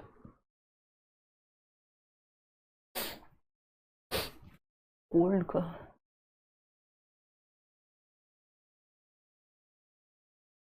मैम 11 नंबर का जवाब गलत है, प्लीज एक बार चेक कर लीजिए, क्योंकि उसका आंसर खून में मच्छर का अंडा ही होगा। चेक कर लेंगे चैम्प, अभी चेक कर लेंगे, डोंट वरी, ठीक है ना, चेक कर लेंगे। वैसे जो आंसर्स हम डिस्कस कर रहे हैं वो जो है ऑफिशियल आंसर्स हैं, फिर भी मैं एक बार चेक कर लूंगी, मतलब अगर उसको लेकर के डाउट है तो मैं एक बार वैसे भी चेक कर लूंगी उसको प्रॉपर एनसीईआरटी के थ्रू। अगर हम देखें, consider the following statements about bee hives, तो जो नेक्स्ट ईवीएस का सेशन होगा या कल जो भी सेशन होगा, तो मैं सबसे पहले वही क्वेश्चन उठा के एक बार डिस्कस कर लूंगी। अभी ऑलरेडी मैं बहुत ज़्यादा मतलब थका हुआ है ब्रेन, तो मैं नहीं चाहती कि हम उस पर अटक करके डिस्कशन करते रहें। मधुमक्खियों की छत्तों के बारे में नीचे दिए गए कथनों पर विचार कीजिए, ठीक है जी, कर लेंगे। Honey bees live in beehives, every beehive has one queen bee that lays eggs, ये बात सही है, एक क्वीन बी होती है और बाकी वर्कर बीज होती हैं, और एक मधुमक्खी के छत्ते में, और ये क्वीन बी जो होती है ये एग्स ले करती है, अंडे देती है, बात ठीक है। There are only a few male bees in the hive which have special roles as workers.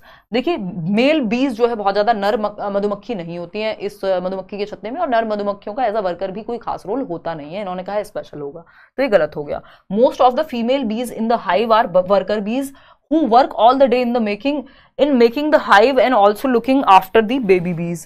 चलो भैया ठीक है, आर वर्कर बीज, फीमेल बीज जो है, मोस्ट ऑफ द फीमेल बीज, क्यों भाई, ये मेल वाले भी तो होंगे worker bee. The worker bees fly around litchi flowers in search of nectar for honey, बात तो सही है, ए और डी का कोई ऑप्शन है, क्योंकि ये मोस्ट ऑफ द फीमेल, क्यों मेल जो जितनी भी है वो भी तो वर्कर बी का ही काम कर रही है ना, तो सेकेंड ऑप्शन के साथ हम यहाँ पर जाएंगे। आगे बढ़ेंगे क्वेश्चन नंबर 29 पर, फटाफट से जवाब देना। क्या पूछा है, एक क्वेश्चन है, an EVS teacher asks her students to think and answer why do we feel comfortable in woollen clothes during winter, यानी हम सर्दियों में ऊनी कपड़ों में सहज या आराम हमें क्यों महसूस होता है, ऊनी कपड़ों में सर्दी नहीं लगती ना, क्यों होता है ऐसा, क्यों, वाई, बताइएगा फटाफट से बताओ। हाइपोथेटिकल क्वेश्चन है, ये बच्चा अभी तक कुछ प्रूव नहीं हुआ है लेकिन वो कुछ इमेजिन करके बता देगा, या फिर फैक्चुअल क्वेश्चन है, कन्वर्जेंट क्वेश्चन है, या एनालिटिकल क्वेश्चन है, तो ये विश्लेषणात्मक प्रश्न कहलाएगा। क्यों होगा ऐसा, क्योंकि देखो फैक्चुअल क्वेश्चन हम बड़े लोग इस तरह से बात करते हैं, है ना, बच्चे को हम ये नहीं कहते हैं कि ये फैक्चुअल क्वेश्चन है, या तो पता है या तो नहीं है, ये तो थोड़ा कॉमन सेंस भी लगाएगा ना वो, क्योंकि उसने एक्सपीरियंस किया, एनालाइज करेगा कि गर्मी में क्या होता है, भाई गर्मी ज्यादा होती है यानी टेम्परेचर ज्यादा होता है, तो क्या करते हैं आप हल्के कपड़े पहनते हैं, सर्दियों में क्या होगा टेम्परेचर कम है तो आप मोटे कपड़े पहनते हैं या ऊनी कपड़े पहनते हैं जो आपको गर्म फील कराते हैं। तो इसमें एनालिसिस किया है उसने, सर्दी और गर्मी के बीच में विश्लेषण किया है, तोड़ के देखा है, समझा है, तो इसमें बाकी कुछ और बनता ही नहीं है, ठीक है ना। क्वेश्चन नंबर 30 देखिएगा, आज के लिए आखिरी सवाल है। फिर आप मज़े कीजिएगा। कल मिलेंगे 7 बजे शाम को, शार्प 7 o'clock कल हम मिल जाएंगे, है ना। आज की तरह लेट नहीं करेंगे और टाइम जो है बिल्कुल 7 बजे फिक्स करने की कोशिश है ना, क्योंकि वो 9 बजे वाला टाइम मुझे भी थोड़ा फ्री चाहिए यार। आजकल रूटीन सुधारने पे कोशिश है मेरी, क्योंकि हेल्थ की बैंड बज गई है अब रातों को जाग जाग के। देखना एक बार क्वेश्चन नंबर 30 देखिएगा। Read the following statement A and statement be below and choose the correct option. Statement A, कथन ए और कथन बी को पढ़िए और सही समझिए। ए है अबाउट 4700 ईयर्स अगो, यानी 4700 साल पहले, some of the earliest cities flourished on the banks of river Indus and its tributaries, यानी 4700 वर्ष पूर्व जो सिंधु नदी थी और सिंधु नदी तथा इसकी जो सहायक नदियां थी उनके किनारे आरंभिक नगर फले और फूले। बात ठीक है। बी ऑप्शन क्या है, about 1500 years ago cities developed on the banks of Ganga and its tributaries, कह रहे गंगा और उसकी सहायक नदियों के किनारे नगरों का विकास लगभग 1500 वर्ष पूर्व हुआ। तो ये बात गलत है, क्योंकि ये अगर आप चेक करेंगे तो आपको समझ में आएगा ये कुछ 2500 साल पुरानी बात है। ये भी एकदम आउट ऑफ सिलेबस टाइप का क्वेश्चन है, ये आपको ईवीएस में डायरेक्टली नहीं मिलेगा। तो A is true but R is false. तो ये हुई एक बात। आउट ऑफ 30 क्वेश्चंस आपके क्वेश्चंस कितने ठीक हुए वो आप कमेंट्स में बताएंगे। सेशन पसंद आया हो तो लाइक शेयर सब्सक्राइब आप कर लेंगे। कल एग्जैक्ट शाम को 7 बजे मिलेंगे, सीडीपी का कोई चैप्टर करेंगे या फिर एक प्रैक्टिस करेंगे कंबाइंड, ठीक है ना। ये जो टेलीग्राम चैनल है लेट्स लर्न स्क्वाड, इस पे आपको क्या मिल जाएगा, इस पे आपको मिल जाएंगे विद आंसर्स इसके क्वेश्चंस। और वो जो मच्छर वाला क्वेश्चन आप लोग कह रहे हैं वो भी ऑफिशियल, वैसे तो मेरे को लगता है कि सही बताया है, बट ऑफिशियल आंसर की के अकॉर्डिंग जो भी होगा वो भी एक बार आपको उस हिसाब से मिल जाएगा। तो ये हुई एक बेसिक बात। बाकी बी और ओन कांस्टेंट, यानी अपने साथ बने रहें जीवन में, अच्छा टाइम हो खराब टाइम हो, लोग आप पे भरोसा करें, आप करें या ना करें, आपका अपने ऊपर भरोसा करना, अपने साथ रहना इंपॉर्टेंट है। ये हुई एक ज्ञान की बात। आउट ऑफ 30 क्वेश्चन जितने ठीक हुए हों वो आप कमेंट्स में बता देंगे। आज के लिए इतना ही। कोई और बात मन में आपकी हो, कोई दिक्कत दुविधा परेशानी दर्द समस्या कुछ भी हो तो आप बता सकते हैं, ठीक है ना। चलिए आगे बढ़े, चले, बहुत ही बढ़िया।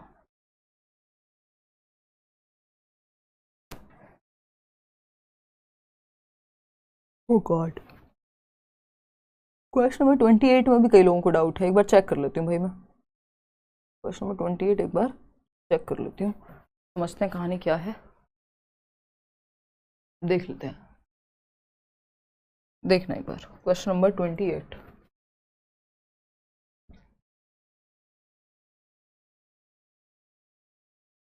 Consider the following statements about beehives. आप लोग कह रहे हैं डी गलत है। The worker bees fly around litchi flowers in search of nectar for Honey.